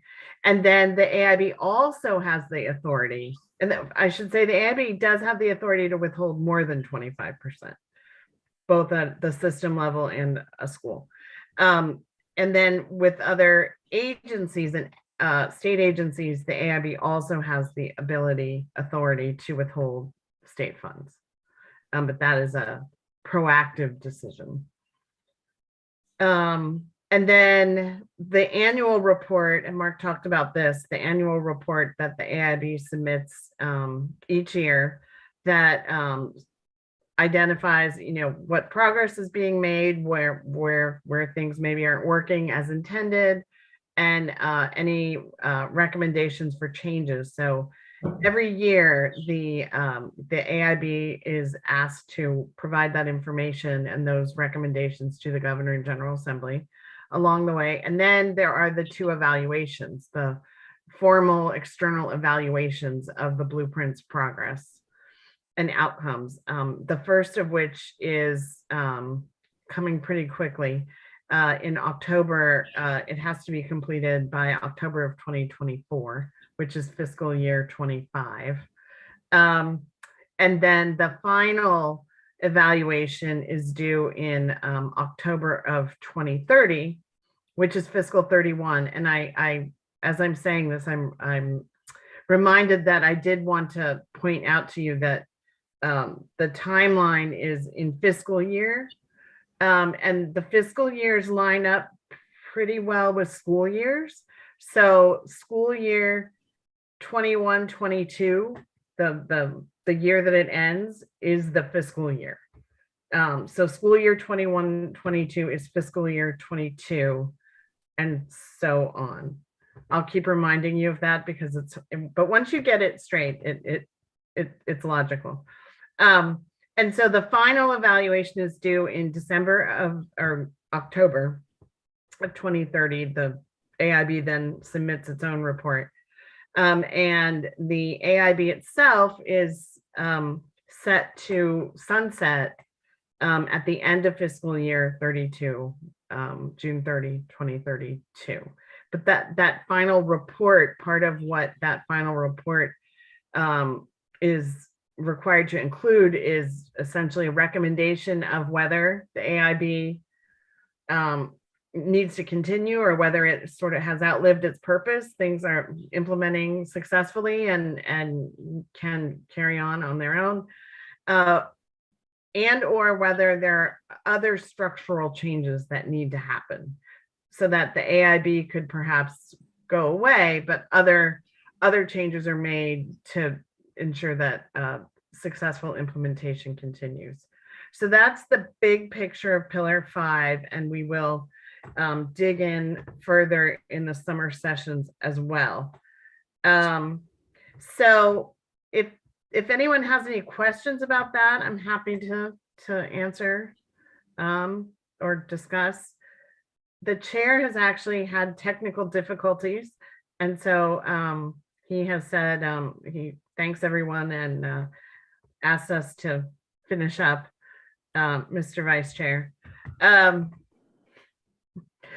So the last things on their agenda, if there are no questions or discussion, is I just wanted to let everyone know who's listening also that we are working on a feedback form that we're going to make available through Twitter and eventually through our website, but we'll also email it out. That will allow public folks who are stakeholders and others who are watching the meeting, this meeting and the next two, to provide us feedback on sort of how what they thought of the session, but more importantly, what questions they may have that they think need to be addressed as we're developing the plan, and what implementation considerations they might want to raise, and also what would be helpful for the AIB to provide in terms of the vision and what it really looks like, and technical assistance. So we're working on developing that, and we'll share that out definitely before the next meeting, so that as people go along through the meetings, they can give us feedback. Great. Okay, well, I guess we have come to the end of the agenda. Let me thank Mark. Unfortunately, Checker has had to check out, but Mark, we just deeply appreciate your time with us and your wisdom, and it's been very helpful to us. I think it's been a terrific session, and we will continue this now with the 3 other pillars in the next several weeks. Anybody have a final comment they'd like to make before we close out? Just want to thank Rachel for a well-organized Yes. meeting, and the documents that you've created are very helpful. Oh, Yeah. good. Thank you. No, Rachel, you and your staff have really, I know it's a lean staff, but you all have performed mightily in getting all this put together and getting things organized, not just for this meeting, but giving us a real snapshot of what to expect in the coming months. So it's been terrific. Good. And I do want to also thank the folks at National Center for Education and the Economy. Yeah, for not also just Mark, helping us all of out. them. Yeah. Absolutely. Yeah. Yeah. This was all great. Just ditto. Oh, good. I'm happy to hear. I Okay. also wanted to say, Rachel, just to elevate this, I think we're all appreciative of this process, but as I've been talking to other people in the out in the field, I think they're really appreciative of just doing these deep dives throughout the course of the summer on each of the pillars. And I think from the public's perspective, at least what I'm hearing from people I talk to, they're really appreciative of the opportunity to hear from experts and understand more the rationale behind each of these pillars. So thank you for putting this together. Excellent. Okay, colleagues, I think we're ready for adjournment. Thank you very much. And what's the next date, Rachel? Next Thursday, the 23rd, again at 1:30, and we were going to be going over Pillar 1, which is early childhood, and Pillar 4, which is more resources for students to be successful. And we have a couple of really top-notch experts. We have Linda Darling Hammond, and who's the other one? No, actually, next week it is Lynn Kagan. Who also, so the Right. folks who also spoke when the commission was meeting. So Lynn Kagan from Columbia University will be with us on early childhood, and Paul Revel from Harvard, and also the former commissioner of education in Massachusetts on Pillar 4, as well as Delegate Maggie McIntosh, who was also a member of the Kerwin Commission. Okay, great. Well, colleagues, thank you so much Do for, we need to move to adjourn? oh, do we need a formal motion? Yeah. Okay, so is there a motion to adjourn? Thank you. I motion to Oh, adjourn. good. Is there a second? I'll second. All right, all in favor, say aye. Aye. Aye, okay. Thank you, colleagues. Take care. Have a good one. Thank you.